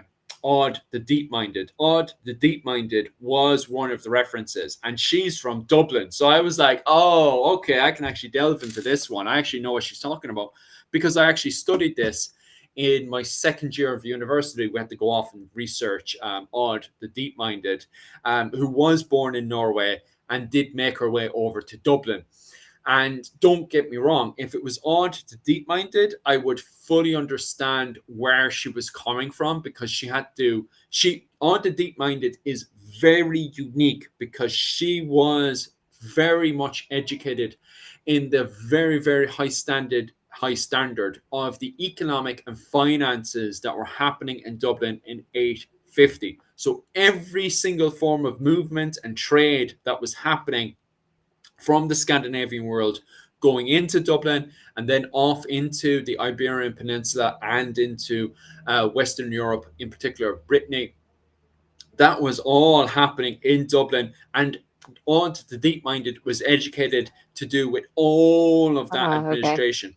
On top of that as well, she would have also known at the time a woman called a big queen, she's pretty much High Queen of Ireland at the time, which is Land of Mead. That's her name. So Land, she is in charge. I think it's absolutely hilarious because you're reading about her and then she suddenly says that, oh, I'm retiring. And it's like, okay, where she's retiring to? She's going to retire to her workplace. So she's going to continue doing her job in retirement because now she's a nun. Basically, the only reason she announced that she's retiring is so she can literally just become a nun and doesn't have to marry. That's all she's doing. So she literally retires into her job and continues to do her job, just not being able to marry. I mean, I don't blame her.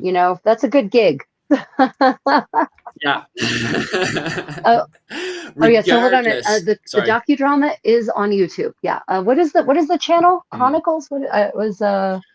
Yeah, it's Chronicle, right? So Chronicles over on YouTube. Posted that up, and it was just so if the docudrama was following Odd the Deep-Minded, I'd have no problems for all the mad stuff she was doing. And in fact, the entire Scandinavian world would go like, oh, well, you're Odd the Deep-Minded from Dublin. That makes perfect sense of why you're behaving the way you're behaving. However, the docudrama, first and foremost, doesn't it brand her as a slave at the very start? It does. It says literally. It literally opens up with, she was kidnapped as a 10-year-old or an 11-year-old. Her family was slaughtered, and she became the slave wife of this warlord. Right? Like that's what they open with, and so basically implying that then she must still be a slave, right? Um, Yeah. yeah, Well, it depends on the laws. In Ireland, she is given the face, what was it, face honor of her husband. Okay, so if she marries and has kids, she is given a face honor, which makes sense. But I don't know the laws in right, Norway, so she could still be a slave for all I know. I don't know. It's outside my field right. of expertise. But if it happened in Dublin, and if it was around the circles to do with like the likes of Olaf the White or Ivor the Bonus, that would Mm. make sense.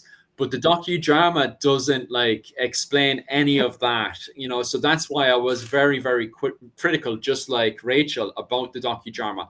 However, if she did get the same status as her Mm. husband, that means she's only educated in the administration of her household. So when she goes off and does mad stuff later on, like go to Iceland to open up her own administration and finance, what was it, her own trade Right. center, that makes no sense to me because, and you see, one of the references was odd the deep minded, and it's like, okay, so you're basically saying that any woman could become odd the deep minded. No, you still need to go off and study. If you want to be an accountant in this day and age, you need to go off and study accountancy. You can't just suddenly click your fingers and Right. go, well, I'm a woman, that means I can become an accountant. No, you can't. That makes Yeah, no not, I mean, sense. that's not true of anyone. Like I don't care what gender you are. Yeah. You don't get to just do that. You have to study. Yeah, there were, one of the things that I don't like about docudramas is that your average viewer is going to think, and I know this because I've heard people say this, that the words, the conversations are based in history. Like they've taken these Mm, conversations from the epics or the sagas or chronicles. yeah. And especially in the case of this particular docudrama, they definitely didn't. And they make Yeah. her husband seem like the worst kind of toxic masculinity because he also has a sword and an axe, right? and and Yeah. they Yeah. make it seem like she's just this abused wife, and i just Yeah. i just don't buy any of that for Mm, what 10th century woman from that part I just don't buy it. yeah. Well, I could see it. Like it is the 10th century, as you said there, it is the 10th century and it is the period of warlords and all that stuff. So it does make sense that she does it, given the circumstances that the scenario they put her in, which is her husband is a warlord. She was previously a slave who is now the wife to this warlord, and he's going around doing warlord things, which falls into the category of toxic masculinity, depending on your interpretation of things. But it kind of fits in with the era and stuff. So we do have accounts of people trying to escape their husbands through various reasons, etc., etc. But then the scenario from there kind of, to me, makes absolutely no sense of why she then got it in her head of, oh, wait, I know, I was talking to so and so, and he said there's plenty of land in Iceland. I could open up a trade Right. port in Iceland. Yeah. What? How are you doing this? That makes no sense to me. Like, who's going off and teaching you this economic and finance? Like, that makes no sense to me. And the reference is like Odd the Deep Minded. And I'm like, but Odd the Deep Minded was educated in Dublin in an era where you have got the likes of Land the Deep Mind. What was it? I'm getting mixed up these names up. Land of Mead, who is in Clonmacnoise, who was doing all this in the centre of Ireland. Do you know? So the connection, her aide, the deep minded, was in the centre of this, having a full on education, who was also connected with some of the greatest people to do economic and finance at the bloody time. So, of course, she was going to be absolutely amazing. Of course, when she got it in her head of, do you know what? I'll risk it for a I'll biscuit. risk I'll it for a immigrate from Dublin biscuit. to Iceland. Yeah, yeah, yeah. I'll risk it for a biscuit. Okay, it might fail, but after the death of my husband, Olaf the White, I have nothing to lose here in Dublin. So I'm going to immigrate off to Iceland, open up a trade port, and see if I can actually pull it off. And lo and behold, she does. Why? Because she has a full plan, even in Dublin. The sagas and everything highlight the fact that she had gone off, purposely hired enough slaves and freed them, by the way. Everyone under her was previously a male and female slave that she bought all of them, brought them to Iceland, and trained them all up. So it's not even like she got a bunch of random slaves. They're all slaves that had crafting skills. She did this entire plan and format inside of Dublin before immigrating over to Iceland. Like she had an entire plan of doing this. But this is the reason why I had a huge problem with the documentary, because it made it look like any woman, because of your gender, you can just go off and just open up your business. Don't worry about doing any fucking 10-step plan of, setting up a business or anything. Just do what you want. You're a woman, I think that's what it was kind of, screaming at. So where I do disagree with the comment section, which is, full on sexist Really? comments that definitely did have a kind of 20th century interpretation of, well, a woman's place is in the kitchen and she shouldn't know any better. At the same time, you're still dealing with 10th century Norway and Iceland, which does believe that women are involved in the administration, but at the same time you're still in your class. Like, if she was of a noble class, I would say, okay, maybe she's somewhat educated to understand how to open up a trade port, but she's not going to, unless she's got that education, especially coming from a slave background. She didn't. Like, who the hell's teaching her all she this? didn't come from a slave background, though. She was a chieftain's daughter, right? But her home was raided when she was 11. Like they were. Yeah. And so she was kidnapped. So she's not like she does come from an upper class background, which is why she became the warlord's wife, right? Like, he wasn't going to just make anyone his wife. So she is definitely not. She's not some street urchin who makes good. So I mean, I have no problem with any of that. It's just the whole, I feel like the dramatization was just over drama. I think it was too much drama, and I don't think the sources bear out the level of drama that they've included it. And also, a lot of the problem is that a lot of the sagas that document all of this so-called history post-date the events by several hundred years.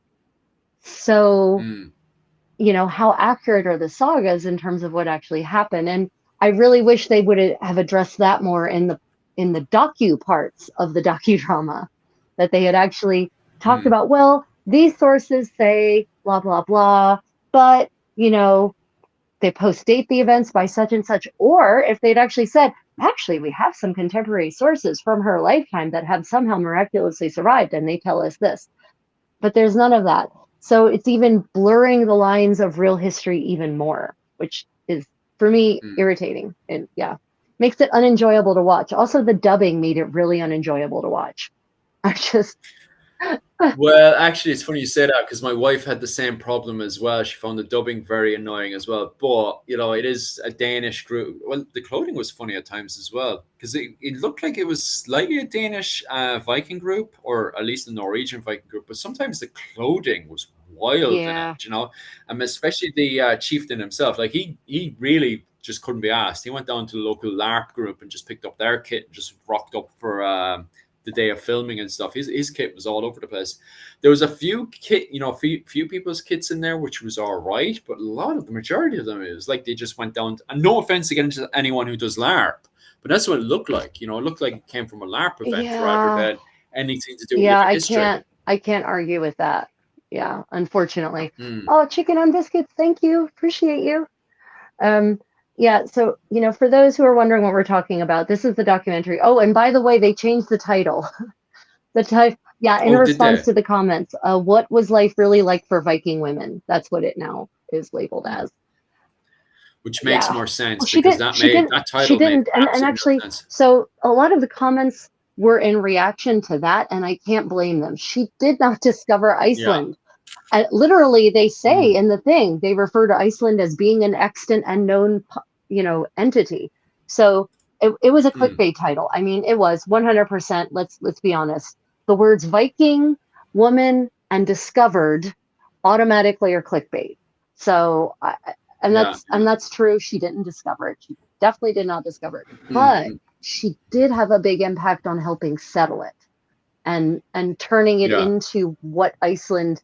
I mean, really contributing to what Iceland is now, even to a certain degree.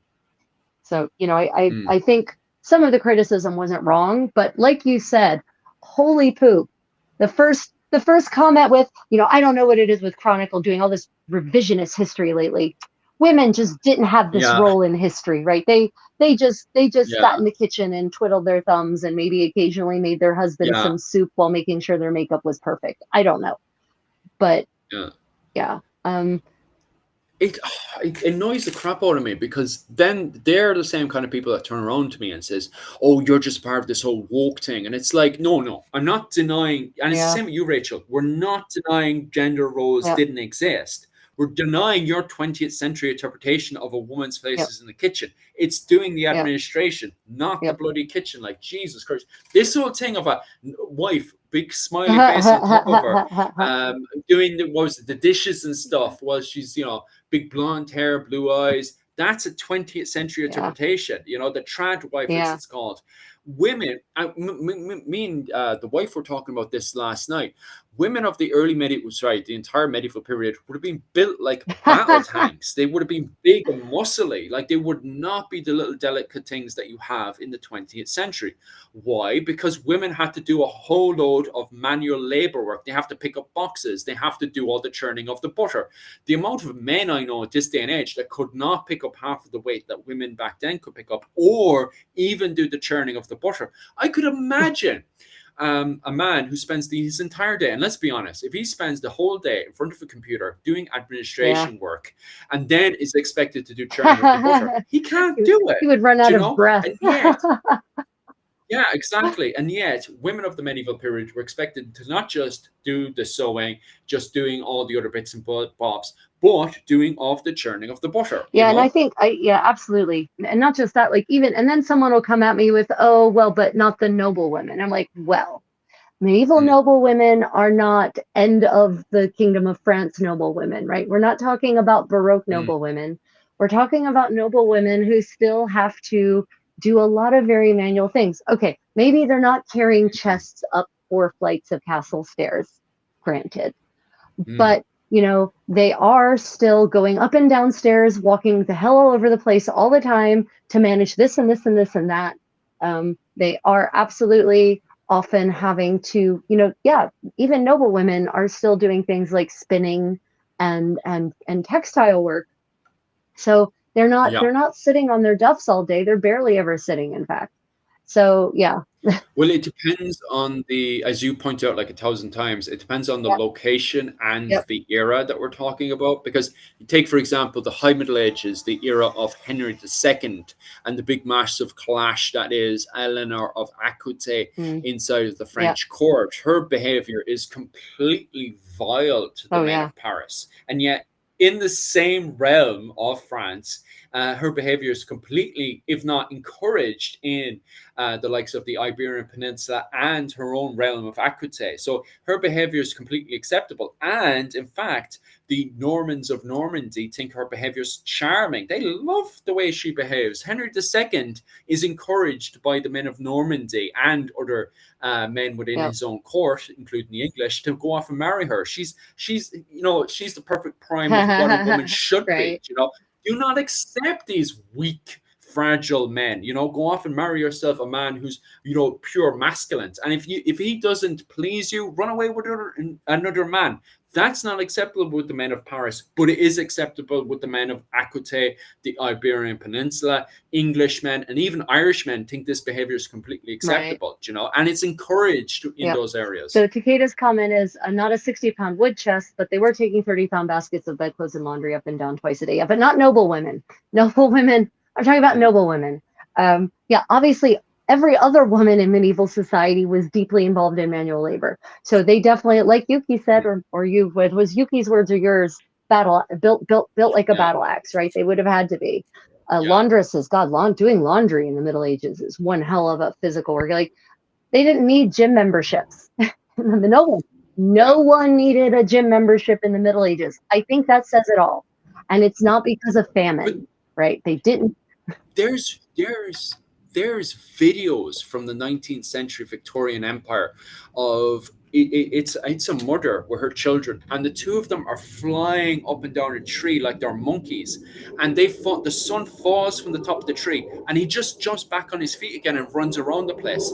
There's another video as well from the 19th century Victorian Empire of a car crashing into the side of the wall, and your man goes flying into the air, and everybody suddenly it's like they jump out of character and run over to him like monkeys. It's weird. And they run over to a pig. They literally literally just pick him up, throw him back onto his feet again, and brush him down. And then everybody just gets back into character again. And I remember watching this going, what? No wonder they have an idea of civilized cities and uncivilized countryside. If they're behaving how we would see today, like monkey, you know, the way they move and run up trees and stuff. And on top of that, there's still, even in America today, there are what they call, you know, they're very religious people, you know, what they call the Amish? The Amish. If you look at the Amish, they will actually, there's many of them that live in the rural areas, can actually fly up and down trees like they're monkeys of some sort, and actually can jump between the trees, which is a skill we don't have. If you're living in the civilized areas of your society, we can't do that. Afghanistan's another good example of that. I seen men from Afghanistan flying between trees, and I was thinking, geez, they're so like fit with their feet and stuff. That's what you should naturally be able to do. And that produces women who are very masculine, you know, sorry, not masculine, muscular. They're very, very muscular. So when people are looking at nice, fragile women, they're not talking about our modern fragile women. In fact, if a man from the medieval period saw me, he would think I was a woman, you know, even with my beard and stuff, he'd be very confused. He'd be like, why are you so soft? You know, you're very soft. Yeah. He would categorize me as a woman, you know, because compared to him, who's very thick, very strong, he would definitely, the majority of men today, very soft. Goodness. Yeah, you know? No, I can't argue with that. Cannot argue with that at all. So yeah, this documentary, this docudrama, it's definitely not a documentary. I would say, if you don't mind the dubbing, it's worth a watch. At the very least, it will expose a lot of people to a piece of history with which they're no doubt unfamiliar, especially in the United States. Most people in the United States have zero clue about anything involving Scandinavia, and certainly have no clue about Iceland or Greenland in terms of European colonization. So I think from that perspective, it's valuable, but it's also very important that people not take everything that they say or present as being 100% based on things that actually happened. I would definitely question it, and from there, definitely look into actual Norse and Icelandic sagas and stuff. It does have the feel of war bands, so on and so forth, but the problem I have is that then she goes off and does a lot of mad stuff, and it's very questionable. And then even reading the sources, I'm like, yeah, but the sources explain why she's behaving the way she's behaving or doing what she's able to do. This documentary, I don't think it actually explains why she's doing what she's doing or even behaving, because I don't want to sound bad or anything, but if she behaved the way she behaved in the documentary without the explanations, quite literally in both the Icelandic saga and the Norse saga, there are women that behave like that, and they're referred to as God, that word is gone over my head. Mad. Not she-wolf. Well, she-wolves is more high medieval period, from my knowledge. In Norway and Iceland, they're kind of hysterical. That's the word. It's a play on word, hysterical. Yeah. Interesting. Yeah, they're mad. Yeah, but not in Ireland. In Ireland, it's more complicated in Ireland. Don't get me wrong. There are times when people act somewhat hysterical, but in Ireland, women, because you have monastic settlements and you have urban cities and stuff where women are heavily involved with the administration of finances in those areas, women could behave more from, you know, they could easily set up businesses. In fact, if you read the likes of the Finn cycle and stuff, it's encouraged for women to set up businesses around. We were literally started off this thing with it's encouraged for women to set up businesses around the military. So they will literally set up buildings and stuff for cattle raiders to go to wash, have services done, various bits and bobs done. And that's encouraged for women to do that inside of Irish society. So where the Brehon laws still don't give women the same rights that we have today, it does encourage women to behave different to what you see in Norway and Iceland. So there's a lot of stuff that I'd seen that documentary, and I would say to myself, well, if you were in Ireland and you had that education as well, you'd be able to get away with that kind of stuff. But from my understanding of reading the Norse and Icelandic sagas, she would be branded as, somewhat hysterical, depending on the language and the translation of it. But, she'd be mad, because you can see women who get involved with blood feuds and stuff are referred to by the community as a whole as hysterical, because her behavior, her leaving her husband like that and taking the child and stuff, that's, according to Icelandic behavior, that's sort of hysterical. Like, you're wrecking up that community because you just don't like your husband. And that's the way that they would view it. But in Ireland, it's debatable, because first and foremost, your community is number one. You just randomly leaving and wrecking up your community would destroy it. But I thought it was interesting that that particular documentary actually referenced Aud the Deep-Minded, who is from Dublin. The reason why she's able to leave Dublin is because her husband is dead. That's why she gets away She's with free, that. basically. Her husband's not passed away in that documentary, so there's no explanation to why she's just allowed to leave. They kind of hint at it, because he brings back this other slave, right, and says, she's basically my new bedmate now, so you've been replaced.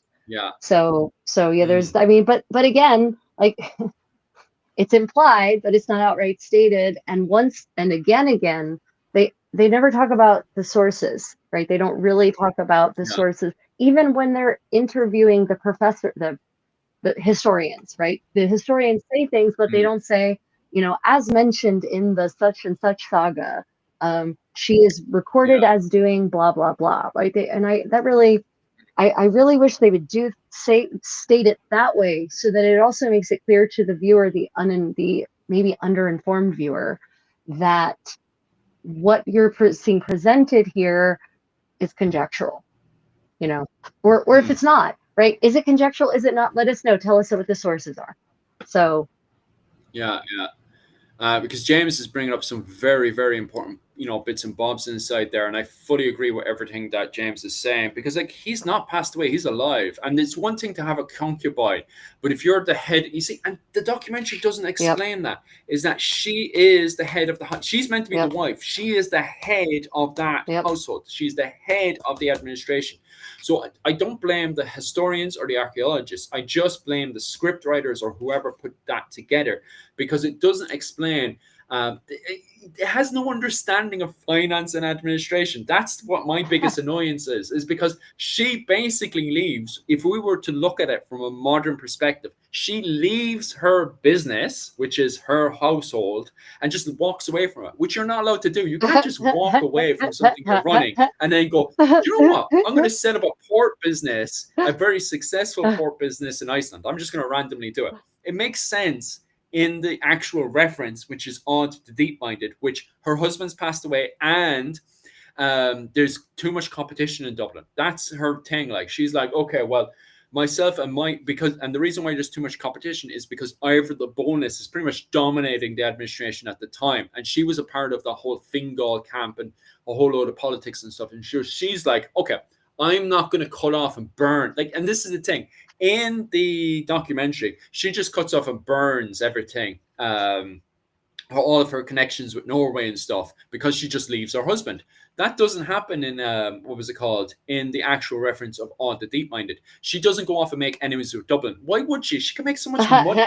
The men of Dublin and women know that there's so much money to make with more trade in Iceland. So she just, organizes herself, and she just leaves. She goes up to, the Orkneys for a wee bit, because she has more friends and allies up there. And then eventually she makes her way up to Iceland, and she opens up that port business and connects herself over to Dublin, and she becomes insanely rich very, very fast because she is so highly educated with economics and finance, and trade.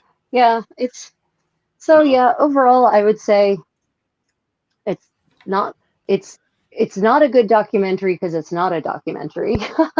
It's and it's an okay docudrama, but definitely don't go and take any university entrance exams based on the information it presents. I think that would be my thing. But I think we'll definitely have to look at some other of these documentaries and whatnot that are coming out on YouTube and give our feedback on it, because there's a lot these days, right? Yeah, there is so much. And even to talk about various debates and arguments that are kicking off on YouTube, I kind of want to have more of that going on. Still, don't worry and don't panic. I'm still going to be covering books and archaeological finds, but I do like to talk about the, what's it called? All the mad stuff that's going on. Yeah, the comments are always a shit show, everyone. Often a shit show. Mm. On my community wall, I've managed to keep it. I've curated it, although I don't have to do much curation, thankfully, on my wall. Most of my people, or the people who take the time to leave comments, are being authentic and genuine and not complete assholes. But Philip, you get some amazing comments under your videos. Dear God, man. These days, God, it's a lot of fucking 20th century references as well. What I was arguing about was even like last week, it was like, oh, you cover too much Viking history. And what was it called? I covered the E-nail this week, and not a single, these people didn't even bloody pop up. I was like, okay, I'm now uncovering Irish history. Maybe you should come in and have a little chat with me and stuff. And when they do come into it, they have no clue who are the E-nail, who are the E-Eamers, who are the Onachta. Oh no, I have plenty of time to talk about Irish history from a nationalist perspective of us Irish people are going to wipe out the Vikings and all this kind of garbage. But when it comes down to having an actual conversation about who are the E-nail, what was life like for the E-nail? Where are they now, huh? Where are they? Jesus Christ, nationalism ruins history. It really does. It just does. Well, don't get me wrong. I like the banter of it, and I like the introduction into it. But it's when you completely apply nationalism into Viking Age Ireland, for example, and have this idea that Brian Brew, the Emperor of the Gaels, was flying the Irish tricolour and fighting the Vikings in Dublin. The Vikings in Dublin with their big Norwegian wearing a flag saffron kilt. Wearing a saffron kilt. Yes, they all had that. Yeah. The Irish all had saffron kilts on. This kind of madness, I'm just like, oh, Jesus Christ, stop. This is not early medieval Ireland. Early medieval Ireland is all about war bands and all that sort of stuff. It is not about united nationalism. Even the way people come into the comment section, with the comment section early on about your man of, why didn't the Irish ever unite? Yeah, they should have united and flown the bloody tricolour. Why didn't they do that? I can't understand either, you know? Why didn't they understand nationalism like the English do? Exactly. Because, yeah, definitely in the 6th century, the English were also nationalistic. It was totally England. Yeah. The 6th century. Yeah. Every time they talk about, was it Ethelstan? Oh my God, Ethelstan. Okay, I'm not going to bitch about other. Okay, I'm not going to bitch about other historians because that will bring me into the argument of other historians and academics who do have agendas. You know. Of course, I'm the one with the agenda because I'm looking to undermine their interpretation. I'm the one with the agenda, not the historians and academics who are applying modern English interpretation into their work because somebody wants an extra bit of money in their bank account. Yeah. Takeda says he'd like to see more content like this, where there's discussion between two experts who are at least dedicated and educated. And interest in the in-depth details in another docudrama. Yeah, Takeda, I hate docudramas so much. I wish we could go back to them making just regular old documentaries, but that doesn't seem to be where the money is these days. It's these docudramas that, yeah, bombastic music, the whole 9 yards. Oh, James, I'm not talking about you. James, I know for at least when you come into the comment section, and that's the same with a good chunk of people, when they come into the comment section, they have enough common sense to know that the early medieval period is a period of war bands. They have no understanding in Irish nationalism. They don't. And yet there's so many people out there that think and assume that Brian Brew was flying the Irish nationalist flag, and he was the one that united Ireland, and finally we have nationalism. That's literally how people paint the medieval period. It's not like Brian Brew had no idea what the hell Irish nationalism was. People paint him like he was hanging around with Michael Collins and Patrick Pearse, and I'm like, Jesus Christ, he was a member of Sinn Féin, don't you know? Exactly. That's the way. Like, he was the founding father of Sinn Féin, Brian Brew's base, and it's like he had no understanding. All he understood was that this is my wife, this is my ring fort, and this guy, well, he won't give me tribute, so I'm going to burn down his ring fort and get my tribute. That's literally his understanding of the world. Now, Philip, he was a Chieftains fan, and he loved you too, and he was a member of Sinn Féin. and, That's he what you think drank it is, Guinness. I stop. It's wild. Oh my But don't God. get me wrong, I'm not a saint. I played the Nationals, tune every once in a while.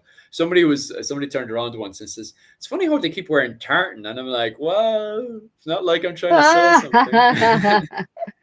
Yeah. I will confess I do put tartan in a lot, and the reason why somebody said to me the other day they keep dressing up as Gallo Glass and Curran of the Pacific era, and people keep thinking he's like from the Lord of the Rings or something, and I'm like, well, I kind of cheat. I put on tartan and I like alter my clothing a wee bit so they know, oh well, he's Irish, and I do manipulate. I'm not going to turn around and says, oh, I'm a complete saint. In fact, I encourage other people to kind of just manipulate your clothing a little bit so you don't get the same stupid question over and over again of why do you look like a hobbit? Oh, You don't look Irish. Why don't you look like a right. Yeah. Celt? Why are you wearing know, clothes? Why aren't you covered in blue paint?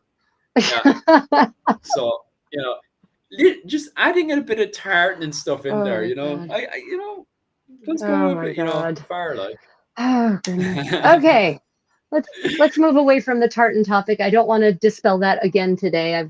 I've been talking about tartans for so long. I'm dreaming in tartan. Like everyone is in tartan in my dreams. They have tartan skin. The wallpaper is tartan. Can you James would like a wait, tin of tartan paint. wait, wait until 5 years from now, Rachel, when you have to go off and do your Oh PhD in gosh. tartan, and you think it's finished. You think it's going to be finished soon. Wait, Oh wait my until five God. years from now when you get Like, pushed ahead. Someone hears one of your videos and it's like, I'll grant you to do a PhD in tartan. no. Actually, if someone gave me grant money, I would do that. But they're probably going to not like the Yeah. conclusions I come to. But that's okay.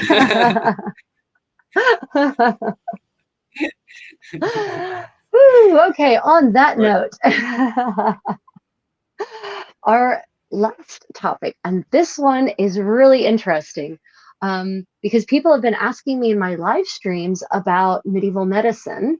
And lo and behold, once again, medieval living history meets science, new medieval medical remedy research is being conducted. So scientists, medical researchers are actually looking at medieval medicinal manuals and recipes for treatments, and they're specifically looking for treatments that are actually effective and scientifically provably effective. So they're actually, they're investigating these remedies in terms of their antimicrobial properties, their anti-inflammatory properties, and their effect on promoting the immune system, immunomodulatory properties. And what they've recently found is that their stinging nettle makes a huge, and what you see there in the center, that is actually a 15th century depiction of stinging nettle. Have you ever run into stinging nettle, Philip? Just the plant? It's Yeah, it's nasty, right? nasty. Yeah. Yeah, it's nasty. America, we don't have stinging nettle in the US, at least I don't. Yeah, I've never What? encountered it in the US. We have worse. We've got poisons, ivy, oak, and sumac, which is way, way worse. Oh, well, Way, way worse. yeah. But stinging nettle was apparently it was very common in medieval Europe, and it was used in a lot of different remedies. And so, these scientists are thinking, okay, it's used in a lot of different remedies. Why? Was it actually effective? So they actually recreated some of the remedies as described. And there's one remedy from a hunting manual from the 15th century that provides a dog bite treatment recipe. Because if you're Oh, wow. hunting in the 15th century, you're using dogs. And apparently these dogs were mean bastards and they would turn on you sometimes. And these Yeah. are not your friendly little golden retrievers who just sort of sit there, wag their tail, and want you to pet them. No. And so this remedy involves. So have you ever been bitten by a dog? Lucky for me, I haven't, but Yeah, everyone I else have. has. I It's had a hole nasty, ripped isn't out it? of my right arm when I was an 8-year-old child by a nasty, all the Jesus. way to the bone. If you've ever seen your bone from the Oh, outside with the blood filling up through the wound like a wine glass, it was a very interesting experience for me. oh, Yeah, and people nasty. wonder why dogs are not my animal of choice. Okay, now I understand. So, Yeah. I can understand why that so would be a now I'm trauma. wondering if I'd had this remedy, if the massive scar I now have on my arm, if I can actually show you. Yeah, I can actually. Yeah, that scar right there. Yeah, I wonder if I wouldn't actually have that scar, because the remedy is actually to take stinging nettle and grind it with vinegar and salt, and then Okay. put that on the wound. It says for up to 9 days. Okay, Okay. so vinegar is going to feel real special in a wound, in an open wound.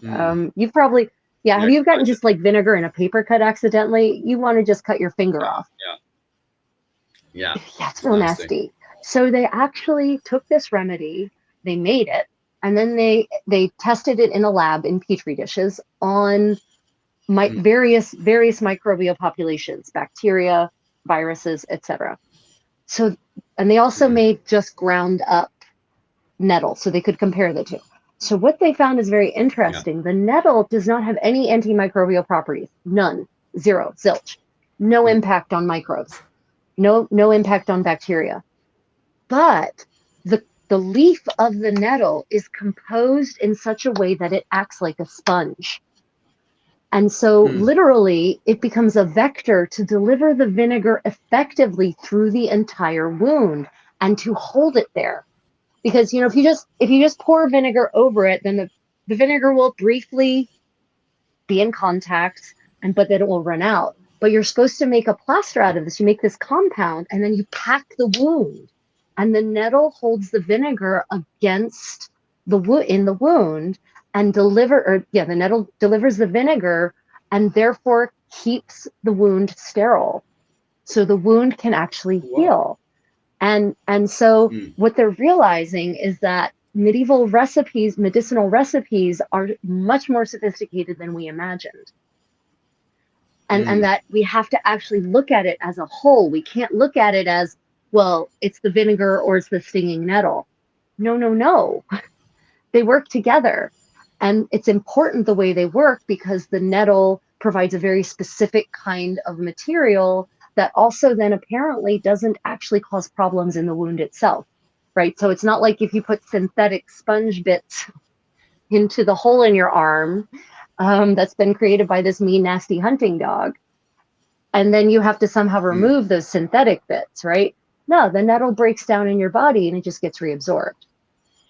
So apparently, they also found out that nettle has anti-inflammatory properties if it is prepared as it is in the medieval recipes in either butter or olive oil.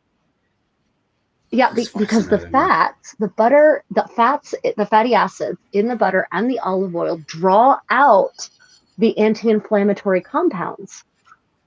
So it's sort of like you can't actually really access and properly have those anti-inflammatory compounds absorb into your skin without the fat. So now they're looking at nettle as a treatment for things like arthritis, right? A very affordable, not toxic treatment for arthritis that can, just absorb in through your skin thanks to the fat, right? Which will help it cross that barrier. And there's even one treatment called Bald's eye salve, which apparently, so it's a 10th century treatment, I think. And it's, don't quote me on the 10th century part, but it's a medieval treatment. Apparently it was supposed to be for eye conditions, but it apparently, this might scare you a little bit. It kills MRSA in a lab environment. Yeah. Whoa.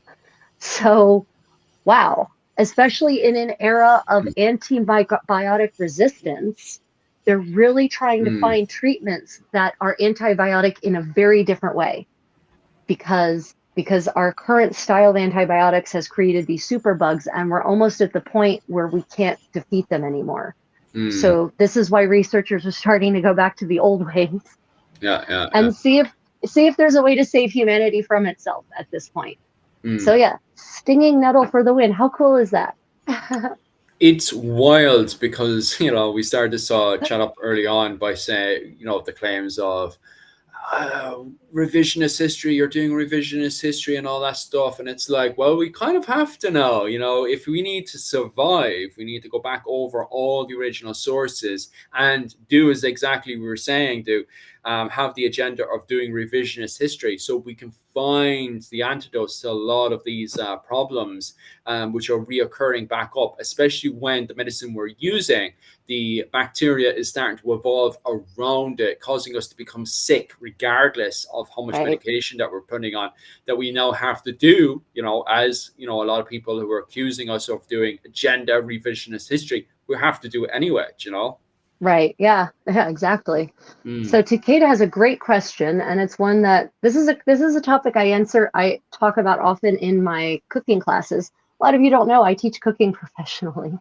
Anyway, Takeda says, is that why when I drink nettle tea with cream, that my psoriatic arthritis hurts less than when I have it with lemon? Yes.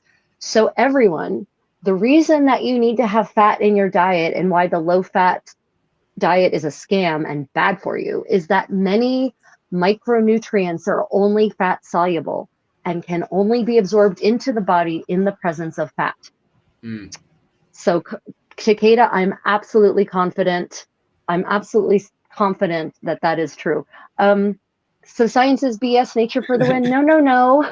Science, no. Burn the labs, destroy the labs. That is not the takeaway here. Kill the scientists. It's definitely not the takeaway at all. Science, no. We need to go back to the healers and the pagan witches. Neo-paganism, burn the science labs. That's what we're saying at the end of this. No, absolutely not. No, we need, no. It is scientists who've discovered this, right? And it's scientists who figured out how this works and why it works. I don't know what you're talking about, Rachel. Burn the scientists. Burn the scientists, yeah. Those university elites, what do they really know? Oh, wait, we're university elites. Damn it. What? I'm a neo-pagan. I believe in getting the old, what was it called? Getting the old healers and witches back again. Burn the Christians. Burn the scientists. Oh my God, no, definitely not. I mean, but there's a difference between synthetic chemicals and naturally occurring chemicals, right? And so and no one, and you'll notice I specifically said, I think I'd rather put, stinging nettle in my wound than these synthetic sponges that they're developing in these chemical plants like by DuPont. But still, this is really important, everyone. Science is the way forward, and humans have been pursuing science since we could walk, honestly, in one way or the other. Science and nature is kind of one thing anyway. It's just the understanding of the world around you. So exactly, the natural. We used to call it the natural sciences, right? Yeah. Like that's what it was called back. The natural philosophy. That's what it was called in the Middle Ages. It was referred to as natural philosophy. Yeah. Right. I don't get wrong. If you're joking, like it looks like a joke, to be honest with you. That's why I kind of jumped in there. But if you're not joking, no, science and nature are kind of one. It's the understanding of the world around it. Yeah. The scientists didn't discover it. You must be joking. Science, nature, one thing. It's the understanding of the world around you. I don't know. Is that not common sense? Yeah. What school did you go to? The question is, the scientists didn't discover it was already there. No, it was not already there. It's scientists who discovered the compounds working together, right? Nature didn't put the vinegar and the stinging nettle together. That is not what nature did. It's science that did that. Yeah, I will die on that hill. Oh yeah, someone else as well. I got a fresh wave of people who've subscribed and they can finally comment now. By the looks of it, because you have to wait a certain period of time, so they're not bots. Yeah. These are people just having the banter. But somebody did actually ask quite an interesting one of, and this is gonna really wreck up your head, Rachel. But I found it interesting anyway.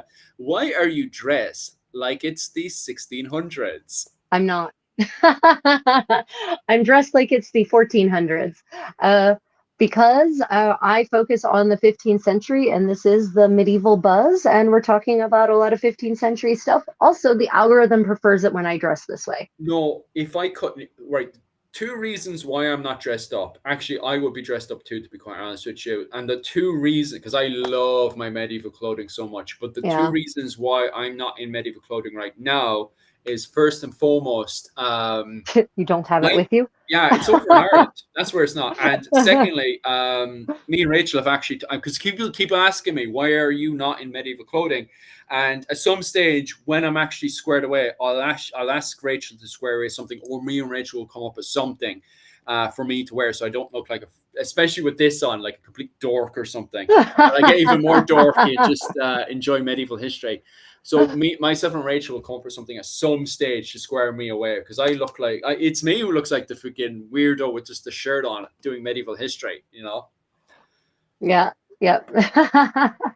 So what's your outfit based on? Because I know you said it's actually the 1400s. What's it actually based on? So this is so what I'm wearing right now, you can only see me from my waist up, but whatever.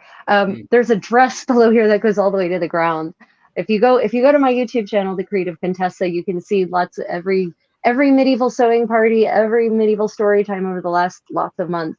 You can see me actually getting dressed in this if you want to see what that process is. But basically, this is what's called a kirtle in English from the 15th century, or it's called a cotte in French. It would be called a gamora in Italian, in the northern Italian city-states. And it's made of wool. Then I've got the linen smock on underneath, and then I have my kerchief, my couvre-chef on top. And basically, I am wearing the very, very casual at-home underlayers that a noblewoman would have worn just sort of in the privacy of her own home. If I were to go out, I'd have to put another dress over top of this, actually. Yeah. But peasants who were working in the fields would wear this layer. Women who were doing manual labor or, sort of dirty work, like potters, female potters would have worn this. Or if they were working in the dairy, they would have worn this. But 15th century, so roughly you see this short sleeve kirtle like this for the first time in the 1410s. The peasants working in the field in the Très Riche de Jean Duc de Berry, the very beautiful hours of John of Berry, very, very, very, the most famous artwork in the Middle Ages, honestly. And then you continue to see the short sleeve kirtle all the way up to like the 1480s is the last time you kind of see it depicted. So it's kind of, this is the workhorse of women's dress garments in the Middle Ages. This is the foundational layers, and then something else would go over top of this if I were to go outside. So yeah. I was thinking that, all right, because when we look into early medieval Ireland, for example, and it talks about the assembly and it talks about everyone being done up like dolls and stuff, I did think that perhaps maybe there's a different outfit for when they're just in the farmstead ring fort, and then when they go to the assemblies that they would put on a completely different outfit. But now, as you pointed out there, in the 15th century, we do actually have noble women that had clothing for inside of their home, which are wearing now. And then when they went to certain events and stuff, would have changed outfits and stuff depending on the scenario. Yeah. And I always say this is noble women casual wear. It's like the Gucci. This is the Gucci sweatsuit of the 15th century for a noblewoman. Especially if I'd made it. So noble women would have this layer made out of things like, also in addition to wool, silk, cloth of gold, silk velvet, silk damask. So like, I guess that's probably more the Gucci sweatsuit of the 15th century now that I think about it. This is just the Lululemon of the 15th century. Yeah. Yeah, I thought the Amish didn't use phones. Yeah, the Amish also don't show their cleavage and collarbones or their neck or pretty curly hair. Does it not depend on the Amish group though? Because aren't they more relaxed depending on which group they're in? Oh, you're talking about the Mennonites. They're not Amish. Are they? I have no clue. Yeah. No, I'm from, like Takeda, I'm from Amish country. So I actually have my dad where I grew up. My dad still lives in that house. He actually still has Mennonite neighbors. So we had Mennonite neighbors growing up. So I actually went to Bible school, summer school with them. They were really cool. But the Amish are much stricter. Yeah, the Amish, it's all about modesty for men and women. So you've got collars up to here. No fancy anything, not colors. It's all about modesty and fun. Yeah. Kicked out in a few hours. Yeah. Takeda, Lululemon of the 15th century quote of the day. Yeah. So yeah, that's the news. That is the medical news. I'm so excited that researchers are finally recognizing the value in the knowledge of our ancestors, and that instead of just saying we're the best because we're the latest, assuming that maybe some of our ancestors may have, hear me out on this, known more than we do. Um, Which just proves, as the comment section pointed out, that in fact the scientists were wrong, and we need to now go out and burn the science labs and the scientists. You know, it ends up the witches and the neo pagans, they're completely correct, and we need to now burn the scientists. You heard it yeah, first. that is totally the right takeaway. I cannot argue with your pure logic. Let me Yeah, see. The that's question it. is, would you ever wear a yellow Lena?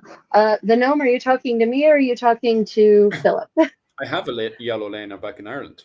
It's class. It's based off of, what was it called, 16th century ish. Well, it is now. But instead of having, everyone asks me about the big cuffs and stuff. I don't, because my original plan was to have a gallo glass style liner. So I wanted to be able to take riveted mail on and off really, really easy. And if you look at the what's it called, the actual image of a gallo glass, there's a drawing by a German. A German did a drawing of a gallo glass, and in it he's got this lena that's very tight fitting to the body. Yeah, I've And seen it. so the Yeah. reason for it is so I can take my riveted mail on and off, which, by the way, is another thing I need. Do you know what? I need to start poking and prodding other medievalists and see if they will sponsor our videos, because riveted mail is another one I'd love to get a hold of. If somebody could send me riveted mail, that'd be class. Because I'm also missing riveted mail as well. Unfortunately, all the riveted mail makers these days, most of them are in India. Okay. So India, help. or Pakistan, yeah, because you don't want to pay what it would cost to pay a European to make riveted mail. It would be Right. the Gotcha, price gotcha. would be beyond belief. Yeah. Okay, well that is all our news. Do we miss any comments or questions that need addressing, Philip? No, I think that's pretty much it. Everyone's just kind of having old banter and stuff in the comment section. Trying to have a look there. No, that's pretty much it. If But anybody, actually, I didn't answer the question about Lena from my perspective. So if I were to so here's the thing, everyone. The documentation for the yellow, specifically a yellow Lena, you don't really start seeing lots of evidence of that until the 15th century, but it's not a uniform thing that all women are wearing. And most of the evidence, it becomes really popular or very commented on anyway in the 16th century. So before that, it seems the Lena is nearly always described as being bright or gleaming, but it doesn't necessarily mean it was yellow. So would I wear it? Yes, but because of the way women were dressing in Ireland in the 15th century, you would barely be able to see it. So it wouldn't matter. Because Lena, for those who don't know, Lena just means undershirt. It means smock. It means tunic. And it's the layer that you wear against your skin, and it's derived from linum, Latin for linen, because they were made out of linen originally and mostly. So it's the layer that goes against your skin. It's your undershirt, basically. So would I wear a yellow one? I mean, maybe, but it wouldn't matter because in the 15th century, the kinds of clothes Irish women were wearing, you wouldn't have really seen it. Lena, what's a Lena? Lena is literally the direct translation is an under tunic. Yeah. But then going into the 16th century, there's a big deal made about it because it's mixed with saffron. And so it kind of becomes this traditional thing, and it kind of stands out to the English as well, because the English sort of become anti anything that's like traditionally Irish, and anything that's not. If the Irish are not dressing traditionally English, and this happens in Scotland as well, going into the Jacobite Williamite Wars, the English kind of have a fate and start putting on all these stupid laws that make absolutely no sense. All over the place for them to dress more like English people, which is considered the civilized people, which is, oh my God, just completely wild. But regardless, because there's a fashion wave that comes from, it's Iberian Peninsula, isn't it? That fashion wave of saffron tunics comes from Iberia, in my interpretation, isn't it? Yeah. So exactly, those big sleeves that you see on the Lena, that's a 16th century innovation that comes to I've hypothesized comes from Spain. Yeah. Because it's the Spanish the Spanish are the ones who start the big chemise sleeve thing in general. They're the first ones to do it across Europe. And by the end of the 15th century, Spain has asserted itself as one of the richest, the richest kingdom, right? Thanks to its New World plundering, and so they're the ones who are starting to set the fashions. And so of course it makes sense that the Irish, being Irish, are like, yeah, hell, we want in on this action. Give us big sleeves. We want big sleeves, and let's dye it yellow because that will be super cool. And also, saffron is expensive, so what better way to show that you're rich Irish than dyeing your 20 yards of lena, this very expensive dye stuff that doesn't grow in Ireland. Yeah, and that's basically what happens. This gets very, very popular in Ireland. And because you also have the Tudor conquest of Ireland at the time, because the Tudors are invading, they're just like, we hate this. You should be all dressing like us fine, civilized English people. So they banned the lena. And yet, I told you that Henry VII in his inventory, it lists that he received it as a gift. It lists an Irish smock. Literally, it calls it an Irish smock, and it's got to be a lena. So that even in the 1490s, there's got to be something that's distinguishing. By then, at any rate, there is something that's distinguishing the Irish smock from the English smock. It doesn't say what, and I'm not going to jump up and say, oh, it absolutely must be saffron. I don't like to overinterpret the sources, you know me. But that entry clearly tells us that yes, the smock and the lena there's synonyms. It's the layer that goes against your skin. And as the 16th century wears on across Europe, that layer that goes against your skin gets fancier and fancier and more expensive everywhere.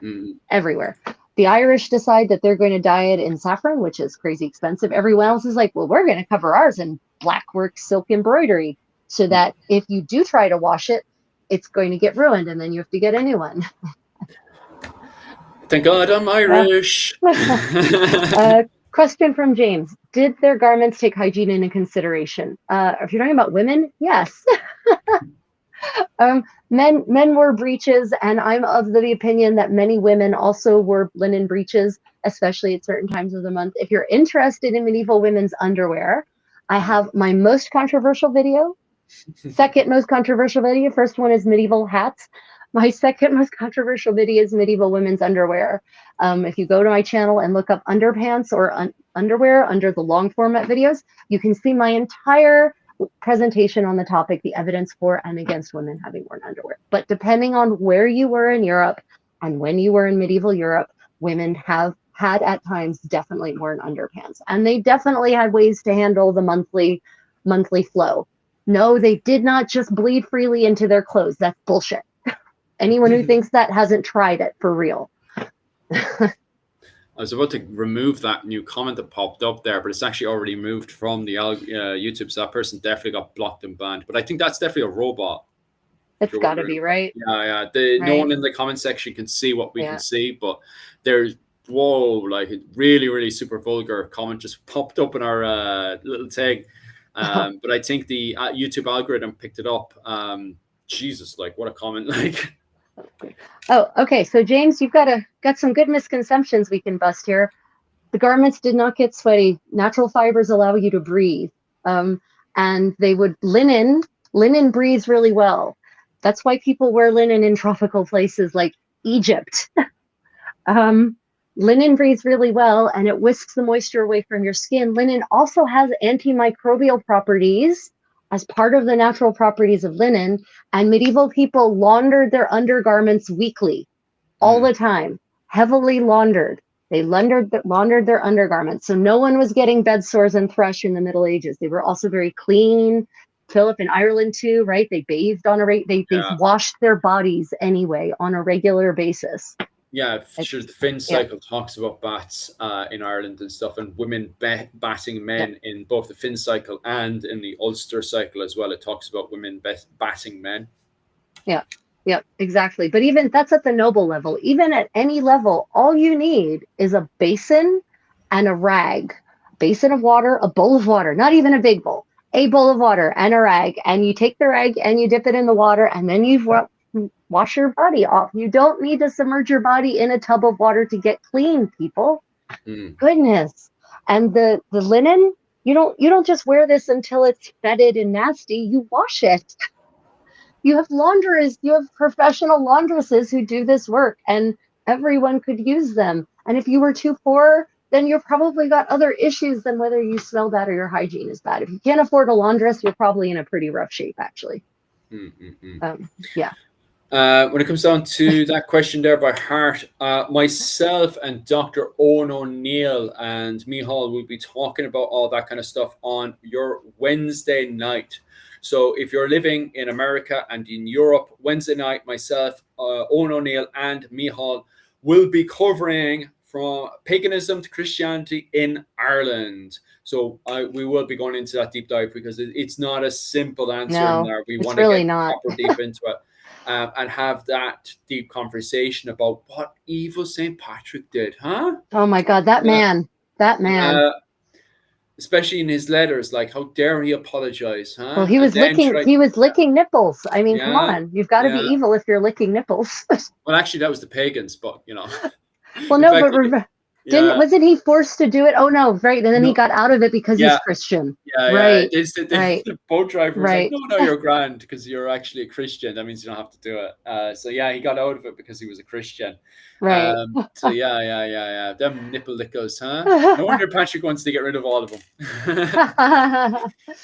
So another great comment, James mentions the Victorian slums seem so backwards now. Yes. Remember, the Industrial Revolution wrecks Europe and America. Wherever it goes, it creates filth and disease and horrible living and working conditions for people. The Middle Ages is not Victorian England. The cities were cleaner, they didn't smell as bad, and the diseases that were rampant was actually the Black Plague, which has nothing to do with hygiene. So yeah, what the kinds of conditions that people suffered from in Victorian times or in the Industrial Revolution doesn't apply to the Middle Ages. They don't even have cholera in the Middle Ages. So yeah, early 20th century is absolutely so poverty-stricken, and medieval society was the divide between rich and poor was certainly less in most of the Middle Ages through most of Europe.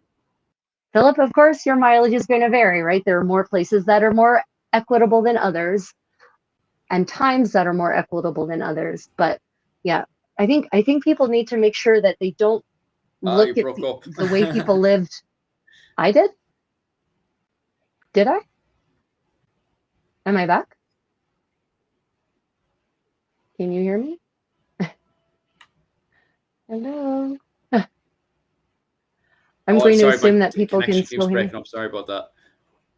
Oh, okay. No, I think I'm fine from my side. Anyway, yeah. So yeah, it's my side. I think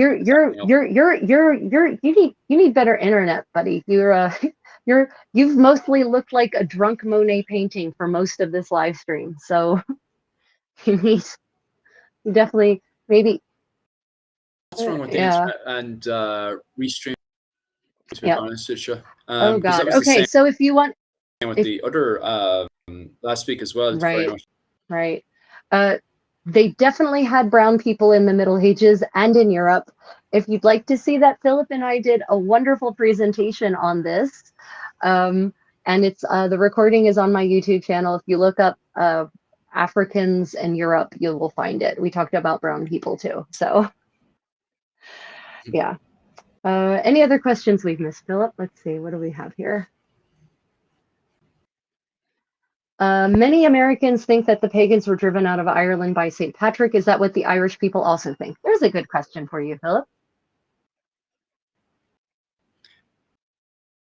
I covered with Dr. Owen O'Neill, and I'll cover that. Was it Neil, Mihal, and myself are covering Wednesday night. Wednesday night, we're going to be covering that American and in Ireland. And then if you happen to live in Australia and all that whole area, we'll be covering it on Thursday morning because, you know, the world is round. So different times at different places. So if you're living in America and you're living in Europe, it will be Wednesday night.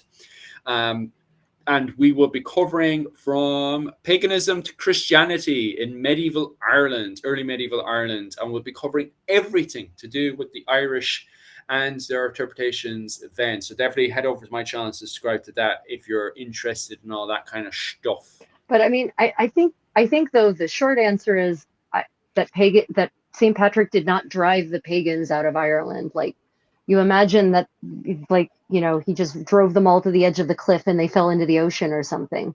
Like, did No, like Ireland was still mostly pagan by the time St. Patrick had passed away. He kind of like, he was just famous kind of at this point for writing letters, because if they, at that point they were looking to bring in bishops into Ireland, which means that St. Patrick wasn't even the first Christian in Ireland. If they're trying to bring Bishop Palladius and all these characters into Ireland, that means there were already Christian settlers in Ireland at the time. On top of that as well, it's our interpretation, we're assuming he brought Roman Christianity into Ireland, when in fact Ireland kind of goes into its own interpretation of what is Christianity, which kind of goes into a much more complicated story.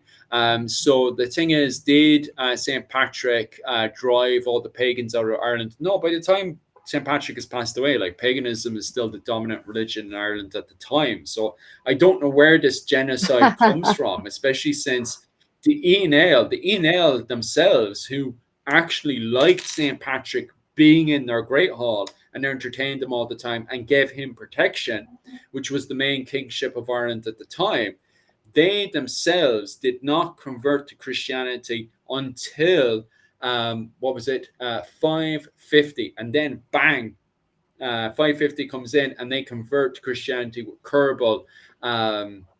What's his name? It is Kerbal. Anyway, it doesn't matter. It'll come back to me on Wednesday. But anyway, Kerbal is the first person that actually converts to Christianity, and we still have pagan druids in the country, in the island, and we still have pagans on the island. Like, they write about pagans all the way up to the coming of the Vikings, and then obviously the Vikings are also pagan as well. So it's not like pagans just popped and disappeared. We have pagans all the way up to the 11th century. And then what's the funniest thing of all is the most radical pagans suddenly become the most radical Christians in the 11th century with the Reform. Yeah, and they just were, Saint Olaf becomes their saint. You know, so converts are always the most zealous, actually. So the question is, will this Wednesday video on Philip's channel be available to watch after the fact? Yes, all of these videos get posted as recordings almost immediately after the live stream. So even if you can't catch any of our streams live, everyone, they will absolutely be posted as recordings unless something goes hideously wrong with the live stream. Yeah, but definitely. So I just like to remind everyone, even if you haven't subscribed because you had to comment, to like and subscribe. And if you're in my community, the Creative Contessa community, please go to Philip's Irish Medieval History channel and subscribe there. And if you are on Philip's Irish Medieval History channel and you'd like to know about what's happening in other parts of Europe during the Middle Ages, then come check out my channel. I focus on medieval material culture and not just 15th century. So come and check us out. Okay, any other questions that we have? She's other than the one about freaking what happened in 1961. That's a mess and a half. I think maybe this isn't the venue for that. What do you think, Philip? Yeah, 100%. Here, I cover medieval history, or that's one of the reasons why. What's his name? If you're into that kind of stuff, Finn Dwyer touches off topics like that every once in a while, and he does medieval history as well. In fact, he's one of the few people that can actually go from medieval history into modern history with absolutely no problems. So I definitely, his channel is called Irish History, and it's on Spotify, is where he puts up most of his stuff. He's also on, YouTube as well, where he does the Irish History podcast.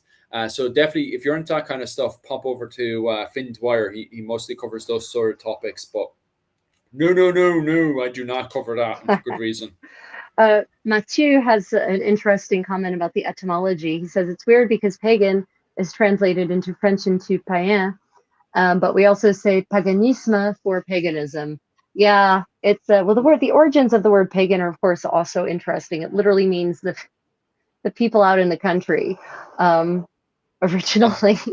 Like, so is the case of its play on words of peasant as well? Yeah, it's kind of, yeah, it all kind of ties into that. And the idea is that the people out in the country have these weird religious Oh, practices, right?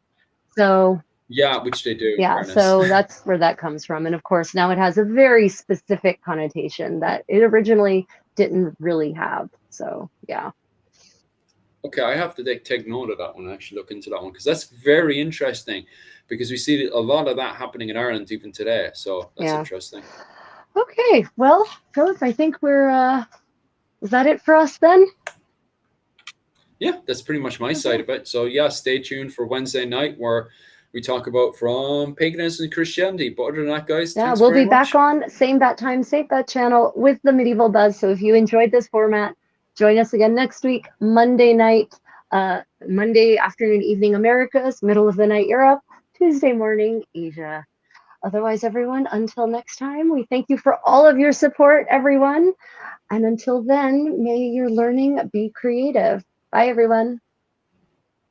So, slán go, Alia.